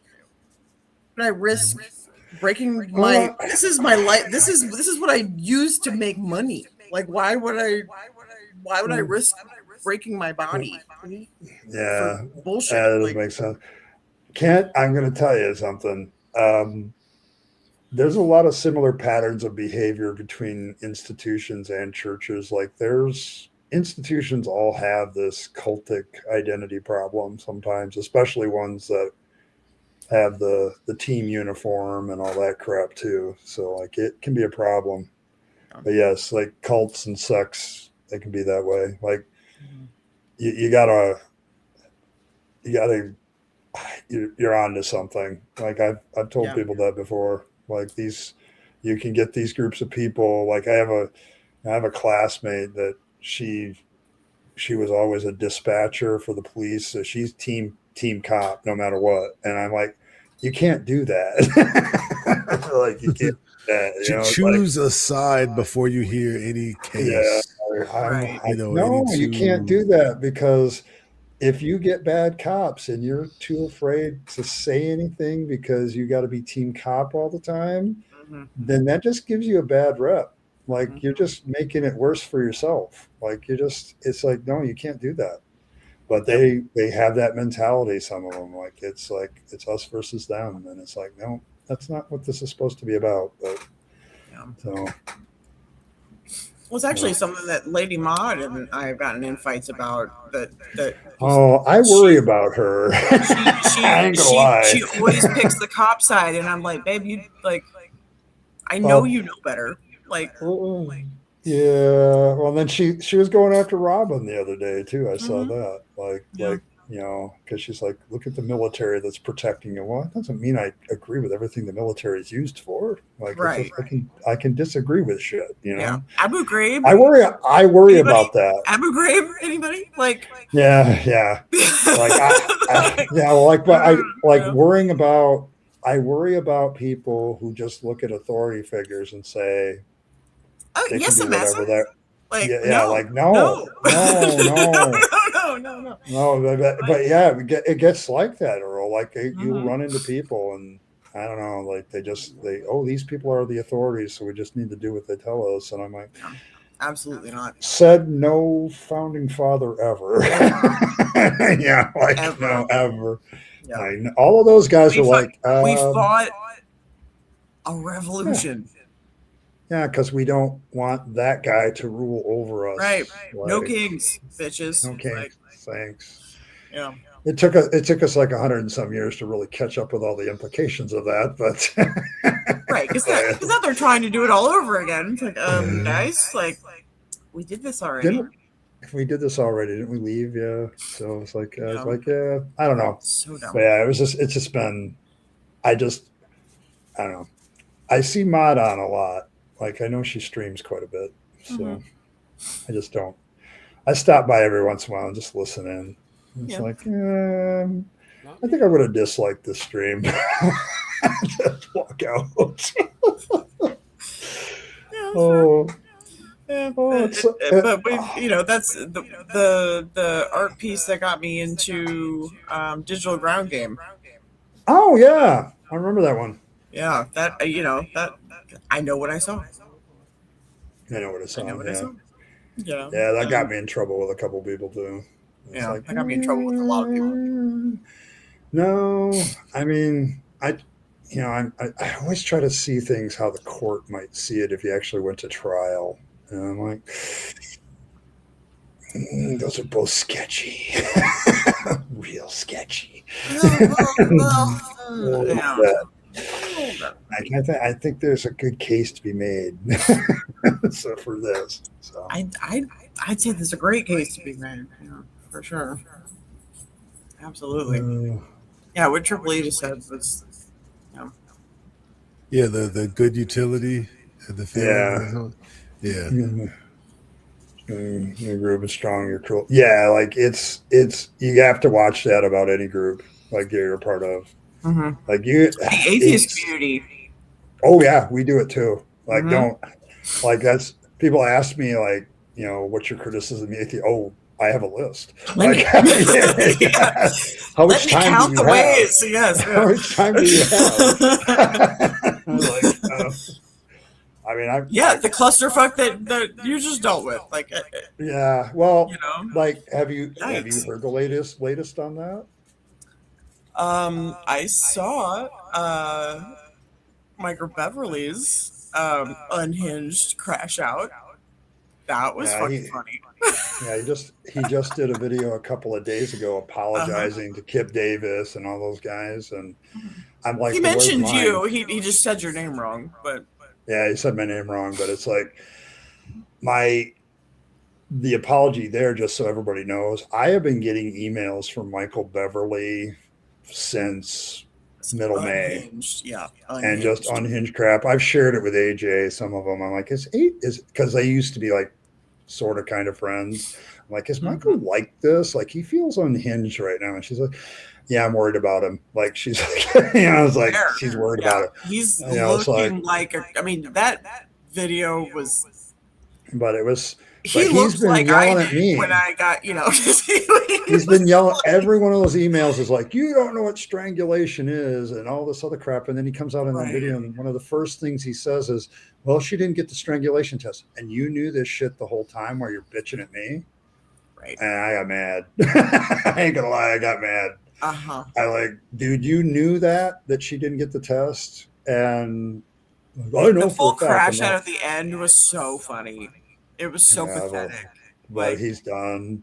And I was watching like Kip, Nitty and Kip. Nitty did a stream about it and reacted to it. And then Kip was there doing it, restreaming it himself. And I was at work and I got in there and like, I'm just mad about this because like this guy has been coming after me for like 2 months, and it's hard. And it's like, you go fuck off, Right. It's like, and I'm kind of glad I never reacted after that. I'm like, no, I'm not going to react. Same. Yeah, because there's something wrong with this guy. He's gonna crash out at some point. But I get it. It's like, but I was just waiting, and it turned out to be the right call. But I was just like, but I thought Nitty was the perfect person to respond to all that. Like he said, I got to say something, and I'm like, yeah, I get it, Nitty, because he came after Nitty pretty hard. Yeah, yeah, I'll let Nitty do it, and Kip was supporting them because he came after Kip pretty hard too. Yeah. And it's like, and all Kip did was, I have a trouble with this guy's education. There's something wrong here.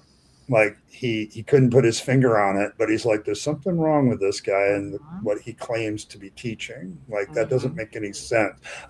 He's like, I know it's not my field, but this doesn't make any sense to me. And that's all he was doing. Like that's all Kip did. Like all he did is I questioned this guy's education a little bit, and I questioned what he's teaching. And for that he got holy hell for it. And I'm like, yeah, okay. And so I was glad Kip was there. But I think, NanoCon's going on this weekend. They're sold out. So so it's like, I don't think what you guys tried to do worked. I could be wrong. I don't think it worked. What the fuck were they supposed to do? Like they did what they could do. Well, yeah. It was like my whole thing was like, what do you want them to do? Like your beefs with the DA. If you really think things didn't go right, your beef is with the DA. It's not with them. But somebody I have my beefs with the atheist community, but I would never try to cancel something because of my beefs. I just, because I know it's a bigger thing than just my beef. I don't, it's like they don't. Canceling people, as I can attest to, is really fucking traumatic. Yes, it is traumatic. It's unnecessary most of the time, and generally based on bad information. Correct. And so I'm like, I don't see the point. And I've never been to one of these conventions. I don't know if I'll ever go to one. I'm like, I don't know why. Lots of them in close proximity. All in close proximity. Yeah, that's kind of a bad one. Sitting around listening. I can do that at home. I can do that at home. Post the video later and I'll watch it. Right, exactly. I don't know. I'm good. But I involves music and bass in my chest, I'm all there. But if I just gotta listen to somebody squawk, there are people that are into that and they get benefit out of it. And why should I deny them that just because there's a problem that really doesn't have anything to do with that? I just did not understand the beef until these few individuals hate other people in this community, and that's why they're going after them. It's just a personal. It's their own personal bullshit. It has nothing to do with the actual issue. It's just that these are insufferable fuckwits that want to cause drama because it drives up clicks. That's Yeah, but it was just, and so the Beverly thing though got to me pretty hard because Beverly and I had talked a few times and done some stuff together a couple of times. I don't know if we ever streamed together or anything, but it was and I'm like, man, I don't know how I went from, gee, I really hope you look into this, Ed, because we'd appreciate your voice, to you are the worst human being on the planet. Right. I'm still confused how that fuckery, Well, did you see all the videos that Michael Beverly did on various people? No. I stayed very far away from all of that shit. He's going. I didn't even watch all of your videos because there was a part of me. I'd already been Yeah, canceled protect by yourself. these fuckers. And like Yeah, protect I've already yourself. had Yeah, I the don't hit care. pieces done on me. I'd already had all of Yeah, you were the. all done with that. Yeah, I was done. I got I it. was like, I don't want to do But that again. So I'm like, look, don't I didn't really watch him, but I kind of looked at who Beverly went after, and I'm like, he's going after Godless Granny. Like, what? why? Because she's a lawyer, and Sweetie. all she said was she understood like why the DA would drop the case. That's all she really because she's a lawyer. There's no Like evidence. Yeah, I mean, she's like the evidence is sketchy. It's like right. it's really tough. It's And a he's he like, said, she said thing. Like yeah, it's just, and that's and then all there's Godless way Granny conflicting said. And information all about of the a he's and the sudden, she's, and yeah, it's just like the title was hilarious. Like we now have another grape apologist in Godless Granny, and I'm like, you so fucking dumb. That is so dumb. Are you kidding me? Are you kidding me right now, Beverly? Are you Yikes. kidding me?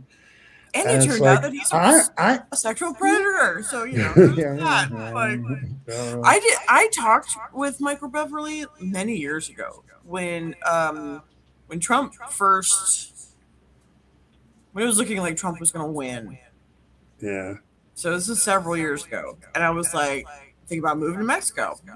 I love Mexico. I've been dozens of times. Like I love it there, but I've never lived there, right? And he lives sort of central Mexico, and so we just had an offline just conversation. But like, when I tell you all the red flags, like there were just things that he said that I was like, yeah. It just sort of like this eyebrow was doing a lot of work, right? I'll say that. His eyebrow was doing that eyebrow twitch. The eyebrow was doing a lot of work, and I was just like, it's a good thing you're a trained professional. And there were things that he was saying that just she's a trained professional. That's right here. So. the first I got a dip, guys. The things that he See you was later, saying Julian. not See you like later. Yeah, have a good one, Julian. Thanks for stopping sense. by, man.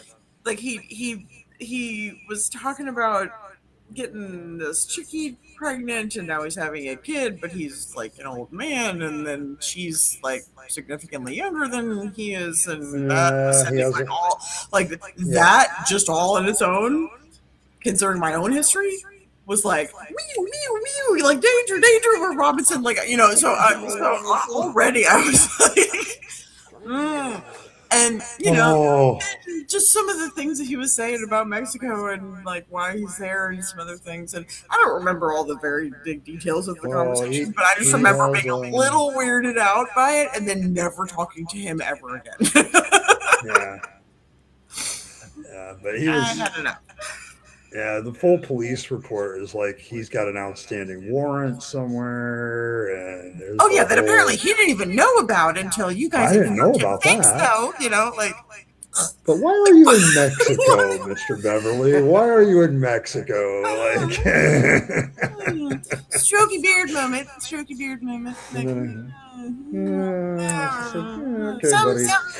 Some ain't adding up. Yeah, but it's the drama's pretty much. I think it's going to be over after this weekend, pretty much. So it's done. Well, he's done. I mean, he's washed up. Yeah, he's done. So now that he's been seriously humbled, I don't think there's going to be any problem from him anymore. And the rest of them have been pretty well humbled too at this point. Like none of them came out looking all that good. So nobody really got unstained about it. So it's like it all. Everybody got shot in the face a little bit, So. And I'm kind of hoping that everybody's like, okay, we know what it's like to be attacked unjustifiably, so maybe we'll be able to. Let's not do that again. Let's not do that again ourselves. Yes, let's not like go after people unless we really have a good reason. And like, let's not demonize our own side. Like, it's hard enough. Like, life is hard enough. Right? Like, we need allies. We don't need to be pushing people out, making enemies when we have really big fish to fry, like governmentally and like all the other things. Like there are socially, like issues, that we need to deal with. That this is just not that important. and not Well, worth like literally shoving people out of the community. Yeah, correct. Who are trying to help you? Yeah. Like, yeah, I didn't understand it's that so part. Still counterintuitive. don't. Like, wow, how dumb can you be? But yeah, apparently pretty dumb. But yeah, it is what it is. Yes, that's kind of what I was feeling. Triple E. So. I didn't know where to look for you. So it's a person out of the country. Right, yeah. Oh, bye. Okay, yeah. Right. Well, it's what I've been advocating for a while now. Like, it's like there are bigger things. Like, if you think, let's say all the good things happen in the next few years and the Democrats take over Congress and they get rid of Trump out of the presidency and stuff like that. You think the religious right's just going to disappear? You think that they're going to not become maybe a little more unhinged than they have been?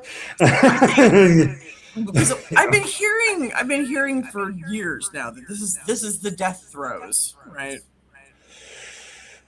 It might be, but they're putting on a hell of a fight, and when you've got people like Pete Hegseth and the Speaker of the House, who was the lawyer for the Ark encounter, right? Like, who got them their tax exempt status? Like, when you've got those fuckers, like, I think this is gonna go on for another minute. Like, there's too many you need to settle in for the long haul here for a bit. Oh my gosh, that guy. Oh god, he's so gross. So gross. I worry about him. That's a guy with. It's like putting a 12-year-old in charge of a howitzer. It really is. It's like here's a howitzer. Here's the ammunition. We know you're 12, and we know you know how to load the thing. What's that? What was that site that you were talking about the other day? The eyes thing that like he and his son are like they keep each other from masturbating. Oh yeah, like they do like an accountability thing. Right. Like that's a lot of like they make sure that they watch each other for porn use and stuff like that. Are you okay? Are you? I had this terrible Earl. I had this terrible desire. Are you comparing notes? Like what's good to watch or what? Right. Hey, Dave, how are you doing, man? Excuse me. Did I just say that? As if on cue. As if on cue. Well, yeah, like Triple E. Well,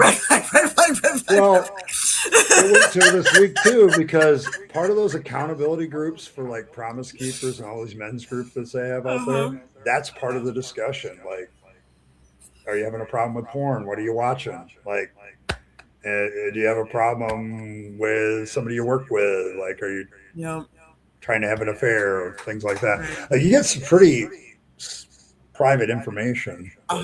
It's pretty explicit. Shit that he's very open about that I didn't want to know. Personally. The only time I ever have trouble with porn is when my internet doesn't work. We kind of figured that out, so. Well, yeah. That's why I had to go out and get another one. I've actually got 2 internets at my house, but one for different reasons. Mom has hers, I have mine, but if mine goes down, nope. No, sir. I like my porn. No, sir. I like my cake. No, sir. Nope. Oh, I knew there was a risk putting ASO in here. Oh my goodness. But yeah, it gets fun around here from time to time. So, oh my goodness.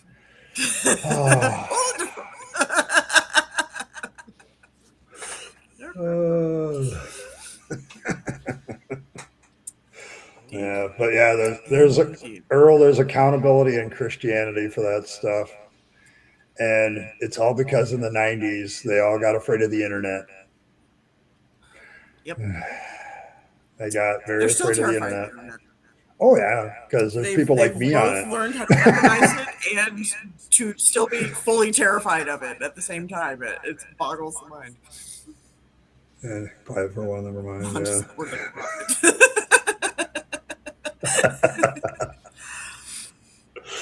Oh my goodness. But yeah, like that stuff still exists. Like, I guess the whole man thing has come back to my mind because of Andrew Tate. Like, he's a big story. I can't escape it. Mhm. So, because he's a big YouTuber Yep. and YouTube pushes him. So it's like, Well, he's actually man. not on YouTube. YouTube banned him a long time ago. Yeah, but everybody talks about it. He now. gets like what he does is he recruits young men to repost his stuff that he posts elsewhere. Yeah, that's what I kind of thought.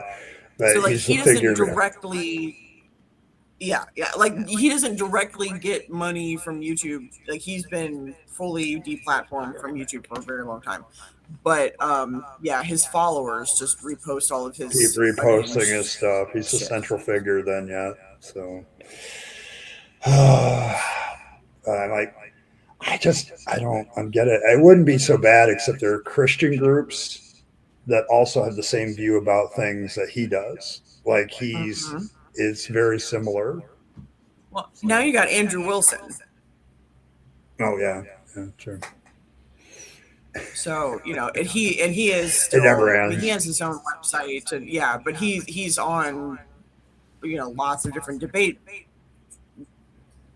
platforms and all kinds of shit all the time. And he that's fair, Triple E. That is so fair. Holy shit. The purple shirt with the buttons down to here, and it was the short little pants and the little penny loafers that I was like, what are you going out for, bro? Like, what are you leaving the house that way? but I mean, like I mean, don't get me wrong. It's stylish. It's great. Right. Like, but I just not something I expected him to wear. But it looks a little fancy, Yeah, it does. Not that there's anything wrong with that, but there's it just looks a little fancy. Just saying. Yeah, purple looks great. Purple for him though. It really it's great on his skin tone and everything. But I mean, the boy knows how to dress. It's not like he can't afford it. It's not like Hassan Piker who dresses like a homeless man. What are they or Mao, apparently. The Romanian government confiscated all his company's vehicles in Romania. It's like 12 of them.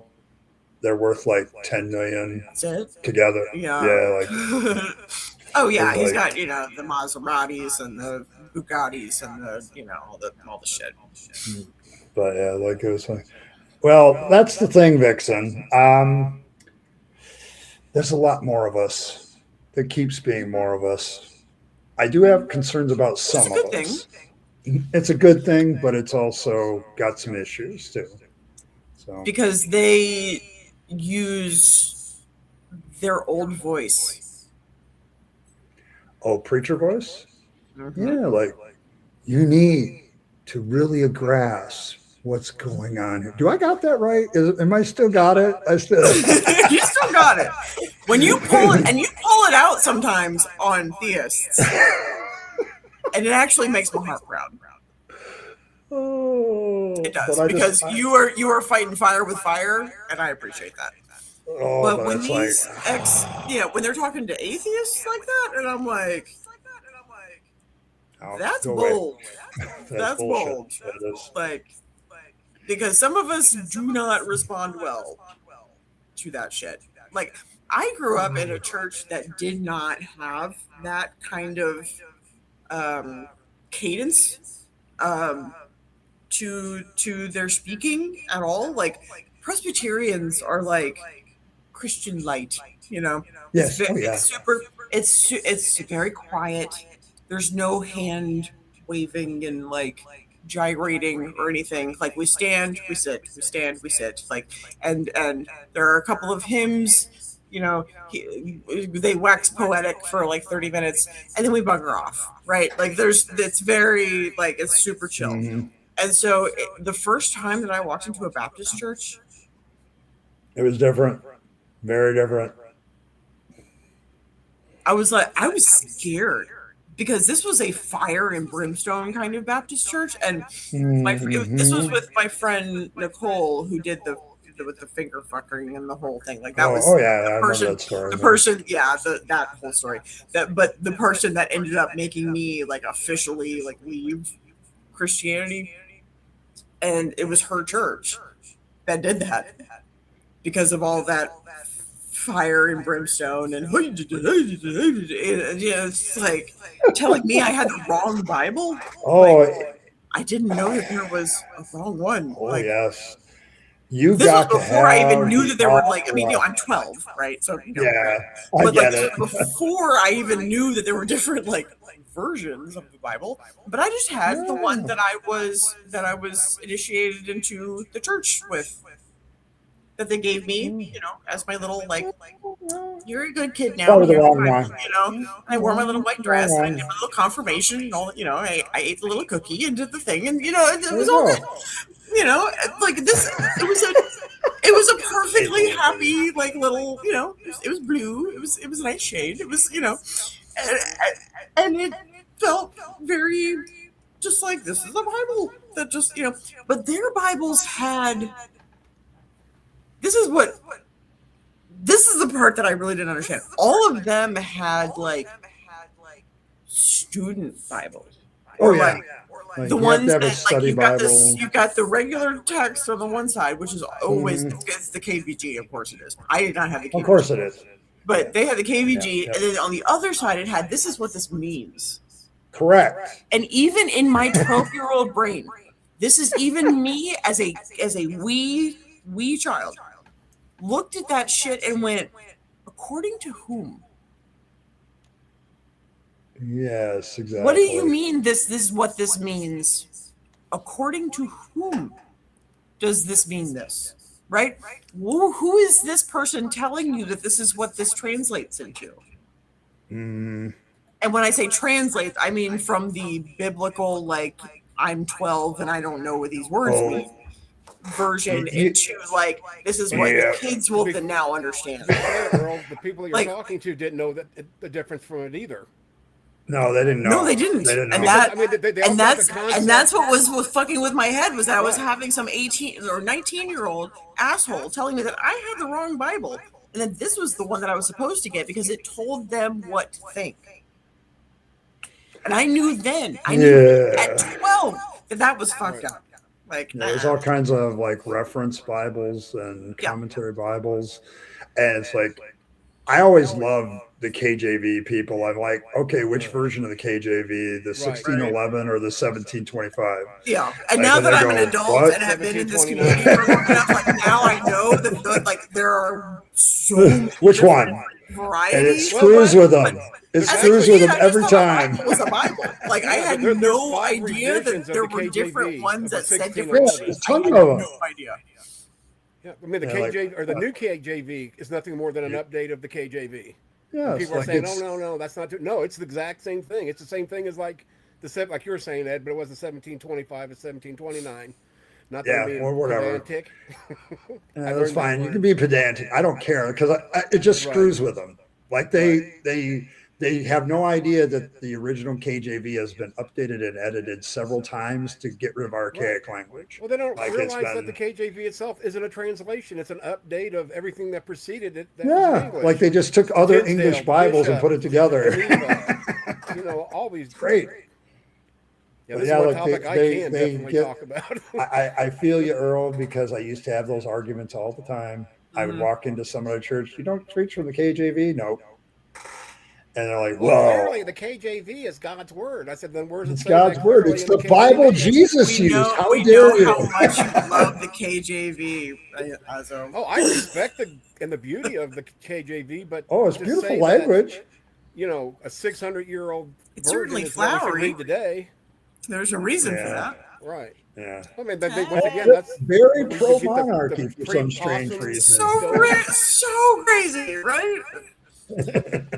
And also super anti-gay, but in the most obvious way. Oh, and don't say that King James was gay. That'll protest too much, he thinks.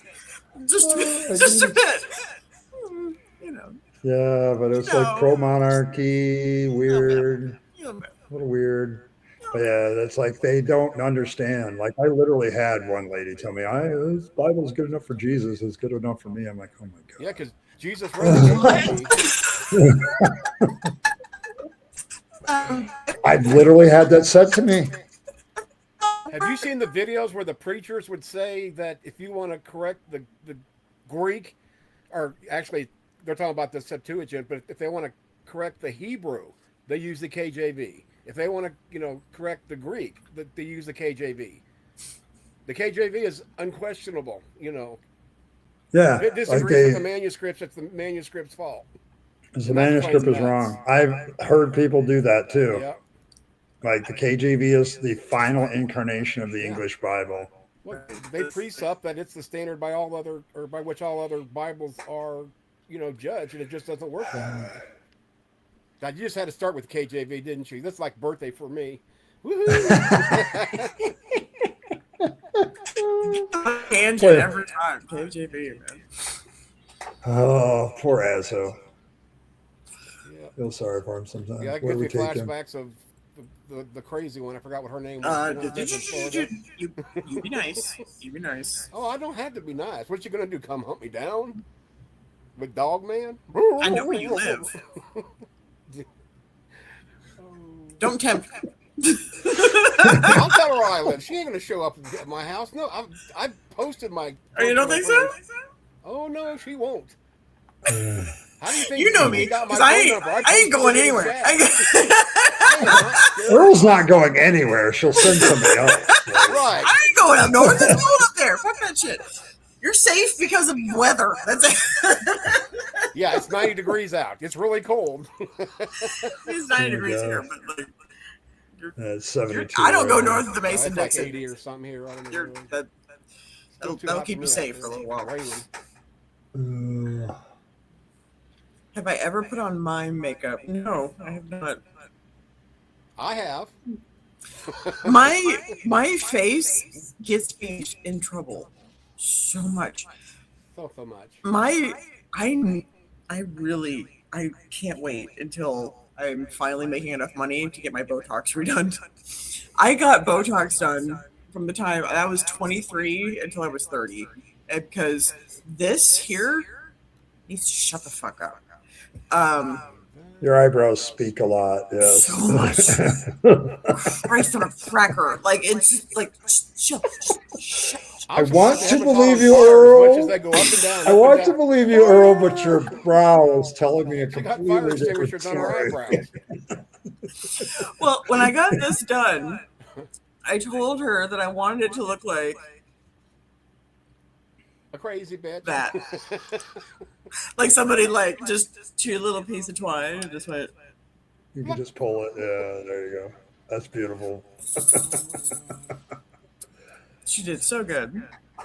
Oh, She like really well. This one got bruised to fuck. I bled all over the place for that one. But this one was like done. It's the lip ones. The inside got pretty cut up, but it's fine. Every time my life goes to shit, I put another hole in my body. It's just, it just don't is. put one in your head. Your mom helped you. Did your mom help you with this one? Mm-hmm. Yeah, because she was like, I know your brain. And I was like, this is scary. Yeah, very scary. But my mom has a double major in psychology and sociology. Oh, I'm glad I didn't say what I was going to say. Yeah, and she doesn't even have a degree, but yeah. Yeah, she does. My mother has more degrees than any human being right now. She's got like 7, I think. Oh, 7? Yeah, that's a lot. I think it's 7. Yeah, she's got a fuck ton of degrees. And so I get tattoos when I'm happy, because to be able to sustain pain that long, like your brain needs to be in the right state. But for piercings, it's just like I just want to feel something. Something, yeah. And so and then also babying them afterwards, like, actually helps me mentally like take care of myself more. because I want them to heal well. So it makes me want to like drink more liquids and like sleep better and like avoid alcohol and which is good for you. Yeah. Which is good for me. So yeah, so it does Yeah, it definitely. promotes a like let's take care of Earl, a little bit. So Yes, we are. yes, Hi, Evan. hello, Hi, Evan. Evan. Mwah. And that's the show. Good night, everyone. Yes, I was just talking about this one, how it Oh, looks like a piece of twine. Just yeah, there you go. I love that. But my mother used to do my Botox, and she would mute all of this except this, because this was a very important conversation that my ex-husband and I would have. That right there. Oh, Just that, because I can say all the things without saying anything.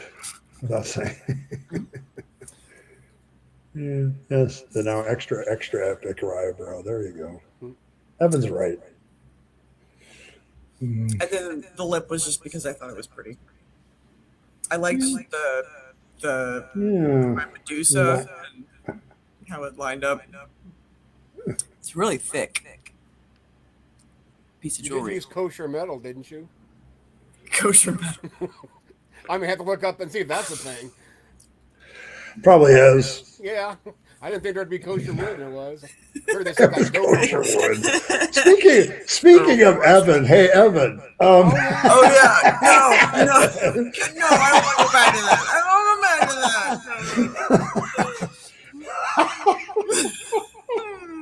No. Oh my gosh, Evan, you'll have to watch this thing, the whole thing at the beginning. Your name was invoked. Yes, we needed And Jewish we weren't war. saying you were kosher wood either, by the way. We needed to know about. You refuse. Jewish men waking up with kosher wood. Fair. I'm actually okay with this. Oh, Evan. That's so cute. Oh my goodness. That was a funny moment, though. Piercings are. I was looking at Vixens.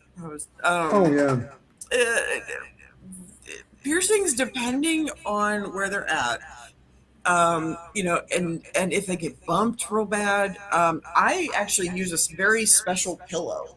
So here, more Earl lore, right? This I am so proud of myself for grabbing this thing. Because I would have been so fucking miserable.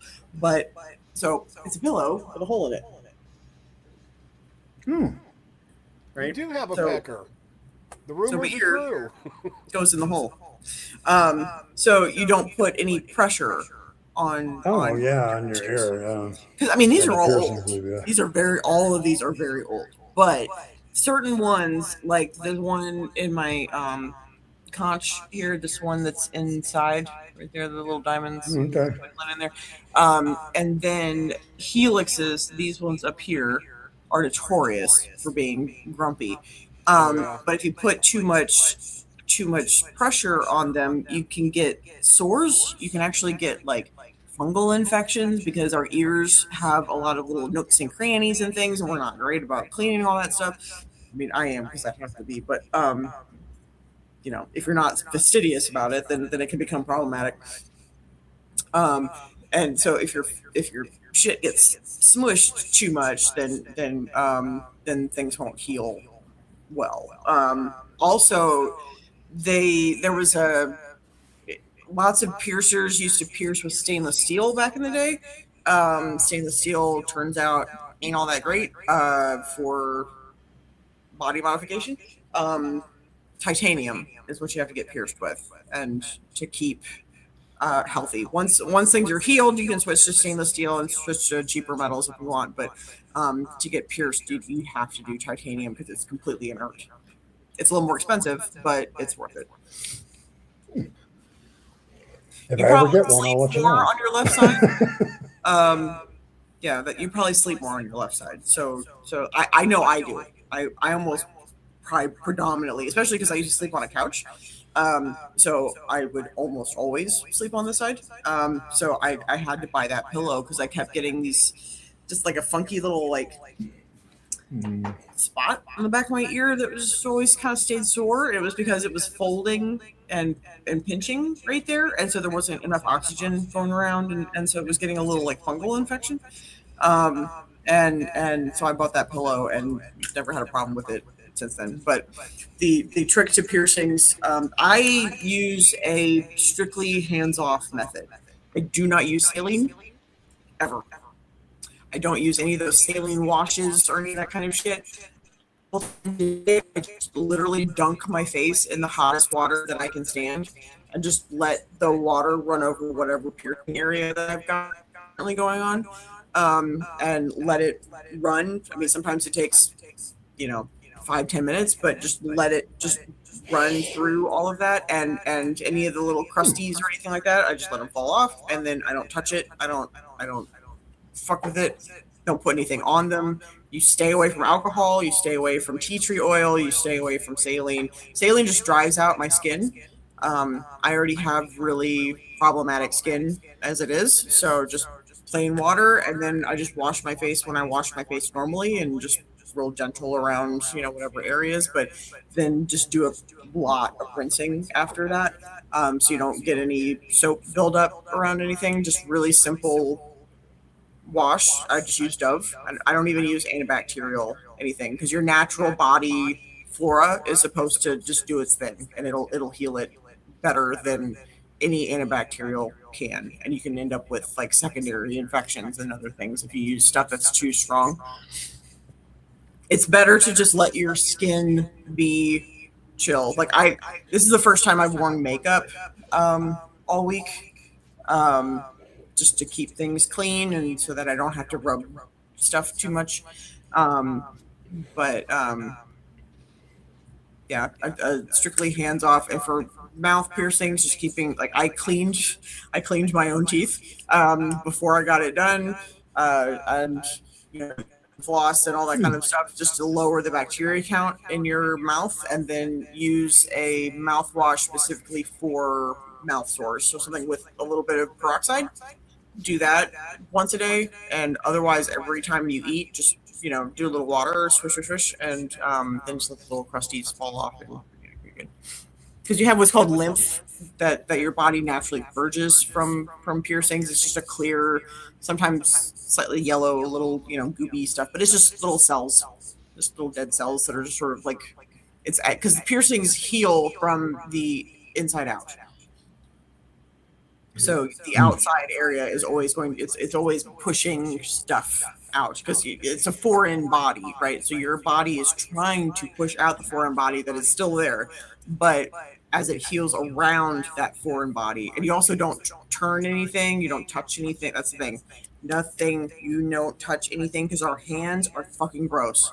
There is more not on us than there is actual us on in our bodies. We have so many different little like micro areas of just like cooties that, I mean, there's a different environment that's on your tongue than there is, say, on your teeth or in between your teeth. The bacteria that live in between your teeth are not the same bacteria that live on your teeth, right? So there's all these little microfloras that all sit in little ecosystems that sit all over us. And we are actually, like, pound for pound, like, more not us than actual us, which is, don't think about that too long. But just don't touch anything with your hands, because your hands are fucking gross. Oh yeah, you got to Yes, thank Evan. I think of Evan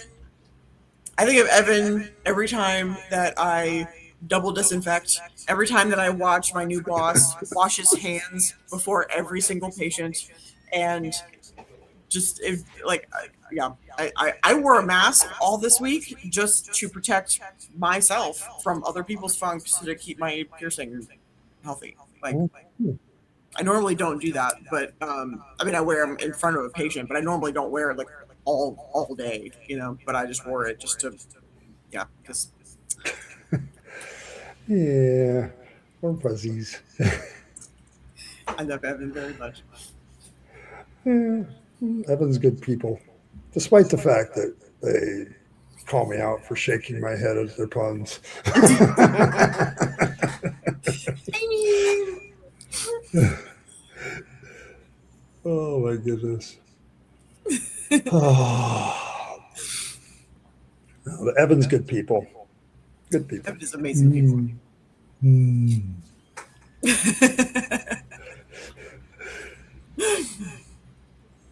Yeah, I know.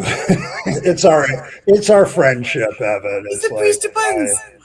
you do the puns, I shake my head. It's all good.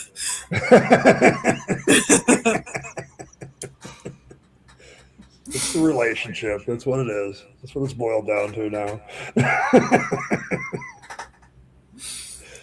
Oh man. But I actually wrote because the piercing subreddit on Reddit was driving me fucking nuts because every single day multiple idiots get on there going, "Is this infected?" And it's like, that's going, your nose is about to fall off. Like, what are you fucking doing, right? And so I actually wrote of course I did, a diatribe of like, this is what you should do for like piercing, and like it was just basic shit, even like pre-piercing stuff. Like, you should disinfect your bathroom. If you're going to be running water over something, you should maybe check the little filter that's underneath there and make sure that it's not full of black gunk. Because like you get like mold that builds up in that thing, and if you just kind of wipe your finger and then but like everything that you're touching is all filthy. And so, just cleaning your general space, clean your bathroom, clean your shower, like clean your shower head, like get all the little pink mold that's on there, like get rid of all that kind of shit. Don't touch anything unless you've washed your hands thoroughly. And just like basic like piercing care shit. Yeah. Wrote a whole diatribe of stuff, and The fact that you wrote a whole diatribe does not surprise me. I've seen your writing. Right. Like when you write about Pitch is something, verbose. Right. It's verbose. It's very to the point. There is no filter. Like, I thought when I wrote, my filters come off. Mm-hmm. I got nothing on you. So true. True. It's actually on my blog that piercing care thing is on. Oh my god. But because it was just driving me insane. I'm like, why don't you guys have like, this is piercing care, so that people quit asking dumb questions like over and over and over again, just flooding this subreddit with the dumbest shit. Like, just have somebody write, And so that's what I did. But then they had some edits they wanted me to do that I did not agree with, and so I was like, this was 18 and 19. Yeah. I'd say that I'm fully perforated at this point, right? And plus, all the tattoos and all the shit. Like, I am fully perforated. I know how to take care of piercings. I've got my piercer on speed dial. Like, I can just send her a text and be like, let's do this, Love her to death. She's part of my healing process. I love her very much. And her name is Lilith. Oh, even better. I love her so much. Oh, I love her so much. She's so fabulous. I love her and parents. She tells it to me straight, too. She's like, if I ask her, like, because, she's the professional, right? Like, I'm not, I know about, like, infection control. But in terms of, like, piercing placements and, like, what's going to best, work and shit like that, like, she's been doing it for a long time. So if I go, okay, can I do, like, a thing where I run a thing from here to here and here to here? And she's like, bitch, what? Like, I'm going to listen, She originally, like, because I did not want a stud here. Mm-hmm. Because on your lower teeth, this part here bumps right up to your lower anterior teeth, and those teeth are very tiny and they have very thin gums and so when I see people have just a labret where it's a flat back with a post. That's what this is a labret. Yeah. The jewelry is called a labret. But when I see people have one right there, like their gums are like Beat up. and so I wanted the ring because because it doesn't touch my teeth. Because it pushes in and up, and so there's nothing that can rub against my gums. And I was because I spent 11 years in orthodontics. I am not fucking up my teeth. I want to look pretty, but I want to fuck my teeth. So, yeah. And she originally was like, well, I was like, look, I'm never going to wear one in there. And she's like, okay. Here's the deal. I know you know what you're doing. So I had to do it like if something fucks up, like that's on you. But she wouldn't normally do this. But because I'm special, she let me get away with it. Oh, all right, cool. Lilith, that's great. Lilith, yeah. She's badass too. She's so badass. I love her so much. And she's got beautiful boobies. Oh. Man, if I ever get a piercing, no, really pretty boobies. Yes, when you really, get piercings and you got like all the shit, like it's nice. Oh yeah, it's nice. No. She's very special in a good way. Okay. Evan knows what I mean. Yeah. Listen,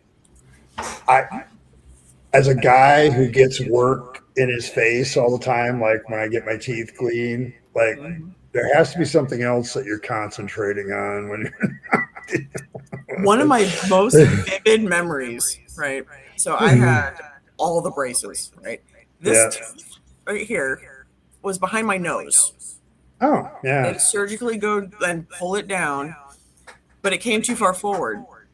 So there was originally like 8 millimeters of straight up root that was just exposed, which there still is quite a bit, right? So they were trying desperately to push this tooth back, but it's in a full fenestration. So like this is all nice and smooth right here, like you push against it. It's like all my teeth are like in my face, right?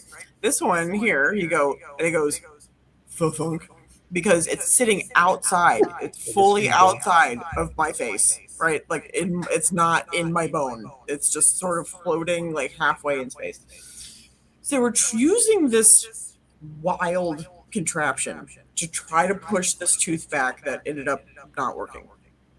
But I have these very vivid memories of being a kid and having 4 women with gigantic breasts all smooshed up against my face because they're all holding a different, because they had never used this machine, this like contraption. They had never put this thing in. They'd never done it before. And so they're all trying to figure it out, and one's pushing and pulling and pushing and pulling. And I just got all these boobies like all pushed up against my face, and I, even as a young thing, was like, I can do this. Like I don't want to I don't want to lick cat. I don't like any of that. But like I love boobies, and like they were all smushed up against my face, and I was like, this is okay. This is okay. I've had my current dental hygienist for like 2 years, and the first discussion she had with me is like, I'm going to be working on your teeth, and my boobs are probably going to touch your face because she's fairly well endowed. Are you okay with that? Like, the fact that she even asked you that is kind of amazing. It was amazing. I said, and since then, we know. Like, that's pretty cool. Like we know, like, and she when she's working on my teeth, they're like right here on my cheek, and it's like, okay, I'm good. I'm a bachelor, so it's like, it's not like I'm going to say no. Right. Yeah. So, should I not? I'm like, it's okay. Lay it on me, woman. Lay it on me. Well, then she'll start talking about her husband and her kids, and it's like, okay, it's kind of But at least at the moment, you guys have nice squish squish. It's all good. So it was just funny.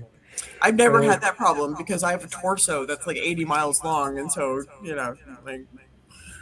She's I don't think a tit could ever even like brush past somebody even on accident because I sit, and not only that, but I almost the way I keep my stool, I use a saddle stool because I can't use those little disc stools because I'm too fucking skinny and I don't have enough ass, and so they cut into my leg and then my feet fall asleep and I turn into a workman's comp nightmare, right? Because like I just so I have these funky little saddle stools that kind of sit like an English saddle, right? Like they have like a little hump, but they come down so that I don't have any pressure on my legs.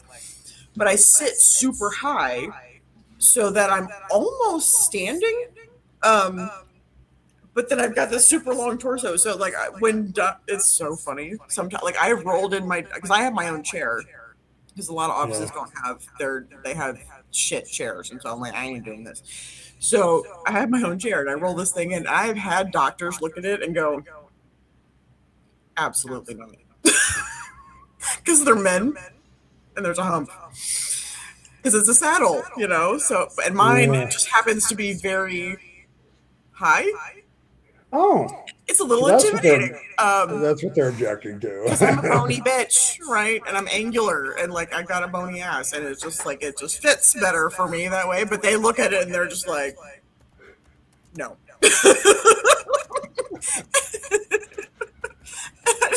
I love their reaction when they look at it. They're like, no, because they'll be singing like this. We'll turn them all into sopranos, and I just find that funny. I also wear shoes that make me about 6 feet tall. Oh, okay. And I do it strictly because I like intimidating short doctors. Oh, there you go. That works. My dentist is pretty short. Because I am that bitch. The doctor I work He's really good though. Dr. Hunt. He's very tall. So he's a strong man. He sits on that chair like a boss, I love him to death. He's also got a raging case of ADHD and is not afraid to show it, Funny. He's got a great big laugh. He reminds me a lot of my dad. And actually the doctor that I work for now that I got the new job with, that's the 3 days a week, he's actually like 6'3", so he's pretty tall too, but he'll wheel in the little old chair, the little disc chair, because he looked at mine and went, no.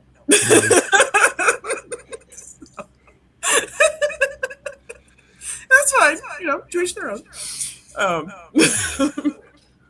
there we go.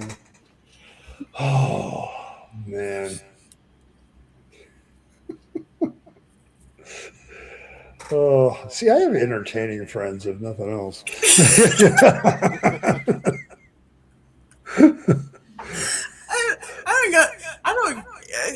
Because at work, I'm not. Well, I'm me, but like I'm not me. Yeah, well, it's work. It's work. Yeah, that's a different. I do the same thing at my job too. Yeah, like that's a different person. She goes by a different name. Although my friend that I want to talk about next week. That I have to help with. She does call me Earl. I let her call me Earl, and I like that a lot. I think she's earned that status. I think she's good people. She really is. I actually worked with her today, and she is still like she was bundled. I mean, it's 90 degrees outside, and she was in like a full sweater, and she had a scarf and a full sweater and a jacket, like freezing to death because she's still going through. Still detoxing a little bit, yeah. So she's still like she feels like she's had like a really bad flu essentially at this point. Yeah, I'm gonna do one of my next week, Friday, we'll do one of my discussion ones. So, Yeah. and that's definitely going to be on our desk. It's something I want to deal with anyway. I'm like trying to put ideas for a not for profit for a lot of reasons, and Mhm. one of those is educating people on certain things involving that. Like Mhm. it's one of those things that like being a better human being. Yeah, you Mhm. need to stay away from this shit. Like it's like Right, but like when you're trying to find an alternative to something Mhm. like say Xanax, you know, like so Yeah. you're not trying to get high. You're just trying to like exist in our you know, this And end not stage be. capitalistic hellscape. Like You're just trying to exist, yes, and right. not Like you're be not trying to get overwhelmed. high and then you get into this shit. Like it's just it's not fair. It's not fair. I hate Yeah, that it's fucking legal. It's legal. It's easy to access. Everybody well, just they treats it like a stay, supplement. It's sold like a yeah, supplement. And that's so and fucking they stay ahead of game. As soon as they get trouble, they change the they change the formula. It's not, analogs. Yep. Hmm. yeah, and they just change things and they just keep going. And it's like this is a problem. It's a It's a problem. big problem. So And we'll talk about I'm that. gonna do some research so that I come with receipts for that stream. Yeah, but that'll be next Friday. Friday. Okay. Next Do you want me Friday. to make a And thumbnail? then, yes, you could do that for me. That would be great. I'll probably have. I'm finishing up the script for the serious side of Fangs, and I'll probably send you just the raw footage of that and have you play with it. So, Mm-hmm. Okay. because I would love to see some interesting stuff that you can do with that. So, Okay. it's a serious subject, but I'm using Fangs, so it can't be that serious. So, Fangs makes everything better and more accessible, and just like that's yeah, kind of but the it's all, point. You know, that was his whole the end yeah, the whole point of his existence was to turn a really difficult subject into into something something. that could be a little farcical and a little Oh, funny yeah. and Well, as Cranky calls it, make it easier for people and to have a nice cuddly little friend. yeah, and it's been great. Like Fangs has evolved. Like Hmm. he's doing very, very Yeah, in a well. big way. Oh my gosh, from his early Oh yeah, those are horror yeah, stories. That those were rough. Well, I didn't know what direction you wanted to go, so I was like, okay, let's go. You know, because just leaning into my own inner I nature. You know, my I'm so glad we went personality this direction. turns to personality versus name. I have that problem. Like people come to me and they're looking to fight. Like I am the Hmm. rabid atheist. They've never heard of me before. They come to Hmm. fight and like calm down, chill out. Like we're okay. Just talk to me. Like we're good. Woosah, remember your pressure points. Do that. It's like, and so like yeah, but I'm running out of real estate. Musa. woosah. It's all very pokey in there, Yeah, but but yeah, got a little space. so that one's coming out. I got another one I'm working on that I may finish this weekend too. So I'll do that one myself. But Triple E, yes. Fangs makes stress less. yes, it does. It does. I find that it's a very stress-free way of talking to theists. Mhm. Like I just And it's like a okay, perfect, yeah, it makes the perfect analogy without being like mean. I'm not political being or mean. aggressive or yeah, I mean, it's and he's a bunny and he's very cute. He's a And bunny. He's cute. I mean, don't mind he's the also pointy teeth. silly, He's cute. and that's the point, He's, you know. it's supposed to be silly, and that's kind of cool. He Because says that all the religion is time. silly. I mean, Yeah, really. it's a good parody for religion. Yeah. Frankie has told me that. He's like, that's perfect. And he's happy to come along and be part of the lore. Cranky will forever be part of the lore. Like Cranky is Yeah. never like that. That is so integral. That I have that the his Yeah, it little does. the octopus is like that. I have that on a like on speed dial basically on my on my shit because I use it so much. Yeah. Yeah, it does. Yeah, for How sure. did the Cranky merge into the lore? He was at the party barn where He was at the Fangs was party bar. Yeah. conceived. He knows the full backstory of how Fangs came to being. because he is the elder god, so he's actually older than Yahweh. He's one of the few elder gods that will talk directly to humanity. So he's like he's a rarity. He's their emissary. And has a soft spot for Fangs. Yes. So there you Even go. though he steals the stash and makes him very cranky. But yeah, Cranky's cranky is he doesn't get his whole stash. Like Fangs is always stealing the shit.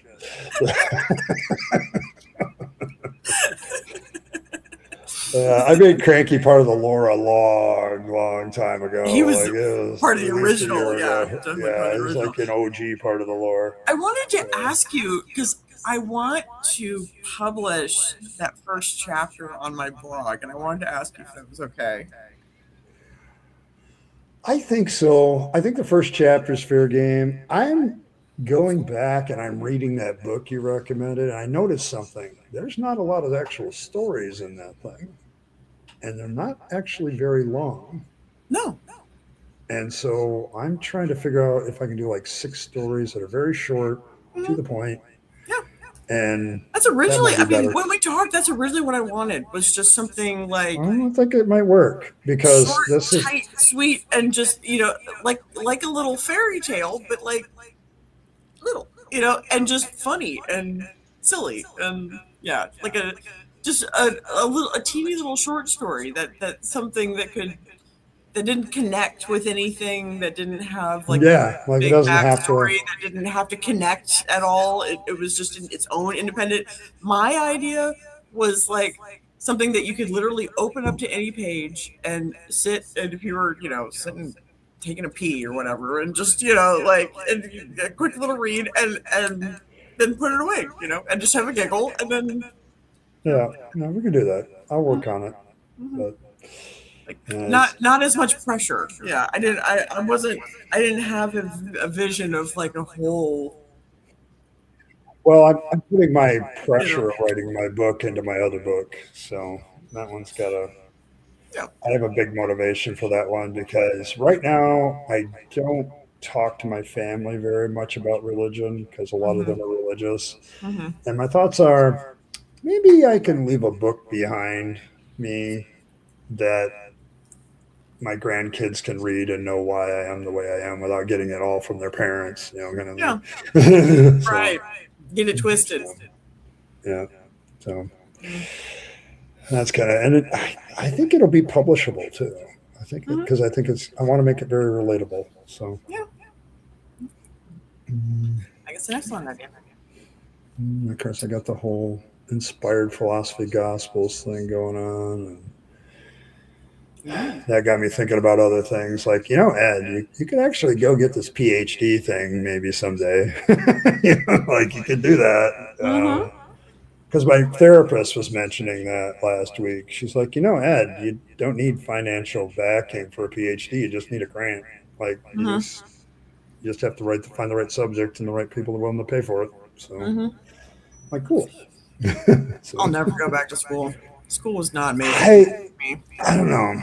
I have no. It just gives you more clout when you talk about certain things, and I don't know why. I don't know why that is, but we have that in our brain that if somebody's a doctor, they've got something. Yeah. I don't need to be a doctor. I'm okay with that. I mean, even I've been okay I considered going to dental school, but I was like, ugh. And I was telling some of the girlies the other day, I was like, I know myself. I can't have that much power. That would be dangerous. I need to be humbled. I need to be humbled. I need to bitch needs limits, right? Because otherwise, let me tell you, I would have a well-oiled machine, but it would take certain kinds of people to be able to put up with somebody like me as a dentist, as the person in charge, as the boss. But I also know from experience that the same traits that make people really, really, really good dentists make them horrible business owners. No, yeah, that's true. So, like I noticed my dentist, he doesn't run the business side of things. He has They need an office manager. Yeah. he has an office manager and a secretary that handles all that shit for him. He does not bother. Like, I'm here to fix people's teeth. Like, so Literally, the rest of the world this big. yeah. It doesn't work very well. It pisses people off. You get micromanagers and just dumb business decisions, and and dentists are also notorious for just being kind of shit at like People skills. control things because they're just lazy because they have assistants that do all that shit. So they just they just throw stuff around and they don't give a fuck. So yeah, you need somebody that pays attention to things like whether sterilization is like in OSHA compliance and stuff like that. You need other people that have You need that other people to do have that. kind of brain that can pay attention to that kind of shit, because dentistry is hard, especially dentistry today. Like Dr. Hunt that I was working with today, he does like complicated fucking extractions and implants, like surgical implants. He does IV sedation. Like he is doing all the things. He does Invisalign. He does he's all this stuff. Okay. all the things. Yeah, and he's good at it. And because he's ADHD, and so he's like, all of his brain is firing on dentistry all the fucking time, and that's what I need him to pay attention to. I don't need him to pay attention to what sterilization is doing. I don't need him to pay attention to what the front office is doing, or the hiring and firing, or the whatever. I need him to pay attention to dentistry, and that's what makes a good dentist, is when they don't have to deal with all the other fuckery that is involved in dentistry. I see. My dentist has the business managers, and then she has her secretary handling all the appointment stuff and things. She handles, like, it's weird because once you walk down this little hallway, you're in the business part of the business. Mm-hmm. Everything else is back there, and it's like there's a direct cutoff. Mm-hmm. And the language changes the moment you move from one part of the office to the other. So it's like, and it's nice now because I actually have dental insurance, so I just walked out. Very lucky. Yeah, it's like I haven't had my teeth cleaned in 15 years by anybody other than me. I mean, they're spotless, don't get me wrong, but they probably should be x-rayed at some point. Just 15 might be a plan. years seems like a long time. We might want to work on that. Or now that I'm at a permanent spot, I think I can make that happen. Because I do, so that tooth I was talking about, this one here and this one here, because this canine was so far forward, I got 11 years of orthodontics and then had 2 millimeters of a space between these two teeth here.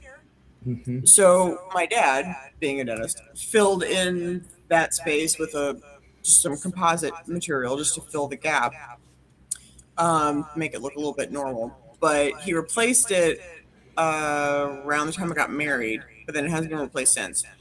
And because filling composite material it stains differently than natural teeth, and it doesn't whiten. Okay. So it's it looks like two different, you can't tell right now, but to me there's 2 different colors there, and so it needs to be replaced again. But you can only replace such things so many times. So what I want to do, because I'm extra, I either want to get the old style Mexican. It's you almost always see this in Mexican dentistry, where there's a gold outline. Yeah, the gold and outline then around too. and then a white keyhole crown. So 2 crowns with gold around the edges. Oh, okay. Gotcha. Or get crowns with 2 diamond inlays. Huh. Yeah, because bitch gotta be fancy. so eventually, down the line. Not quite yet, It sucks because they're not 2 quite. perfectly healthy teeth that I have to crown for no reason other than they fucked up my orthodontics when I was a kid. sucks. But yeah, I mean, if I'm gonna get them, I'll be fancy about it. Am I in a permanent spot? No. I am not. I am currently in a hotel. It's like an extended stay kind of hotel, so there's like a little baby kitchen and but yeah, it is definitely a hotel. And there's,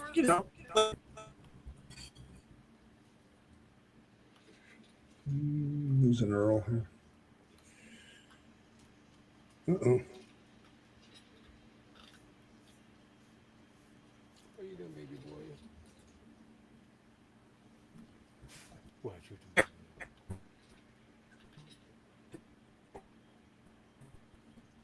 Oh, I think I lost her. Oh, her face is frozen. Yeah, I kind of lost her asshole. Uh-oh. You better go find her. We can't let her walk around by herself. Not safe. Oh my goodness. No, but Triple E, we're just trying. She's okay, and she's in a lot better place right now. Yeah, that's what I thought. Aw. And stay out. Faces up. I'm not going to do that.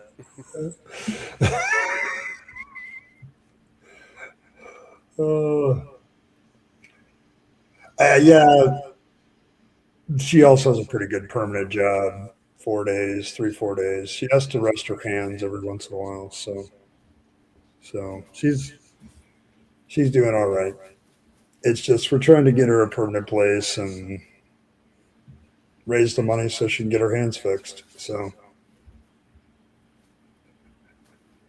yeah, her internet at her spot was pretty bad.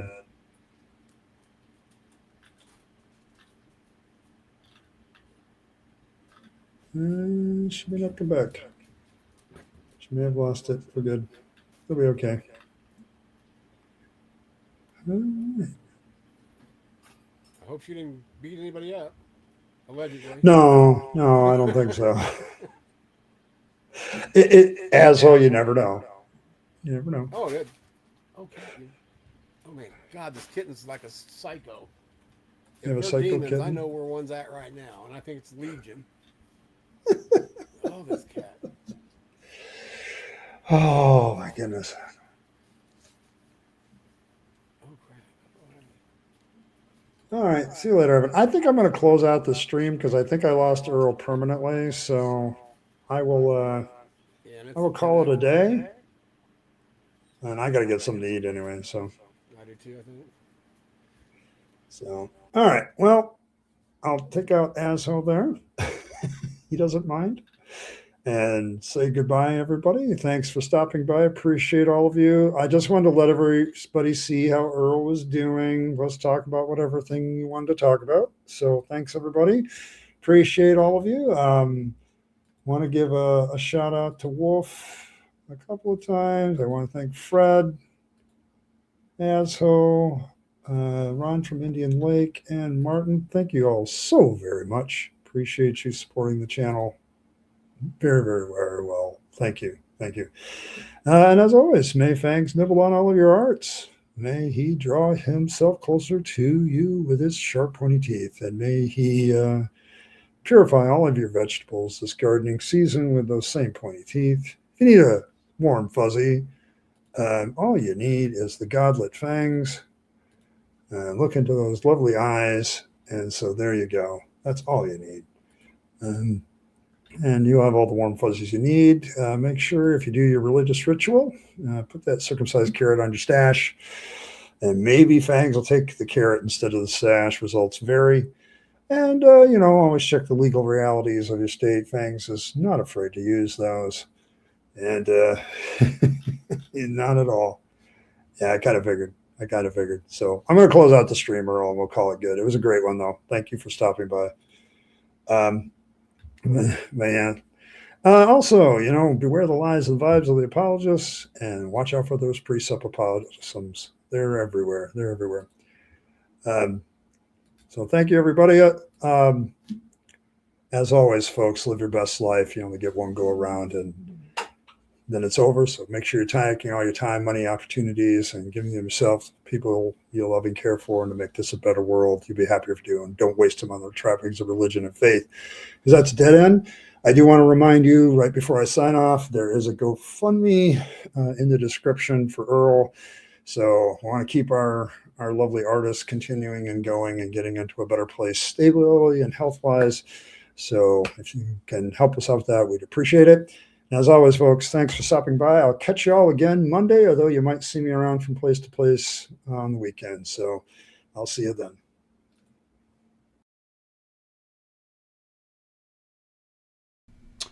Hey, thanks for sticking around to the end to find out how you can support the channel better.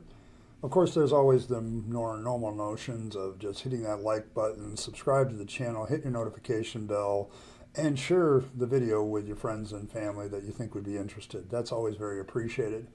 If you want to support the channel in a more tangible way, there's several options. You can super chat or super thanks in the comments or during a stream. Those are always very welcome. But you also can become a member of the channel. Members have certain perks like getting the videos early, things like that. They also have some good custom emojis during chat.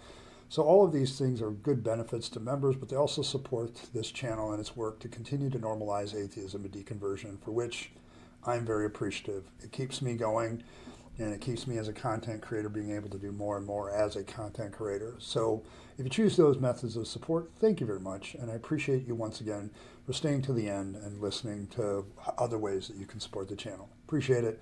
Thanks, and I'll catch you next time.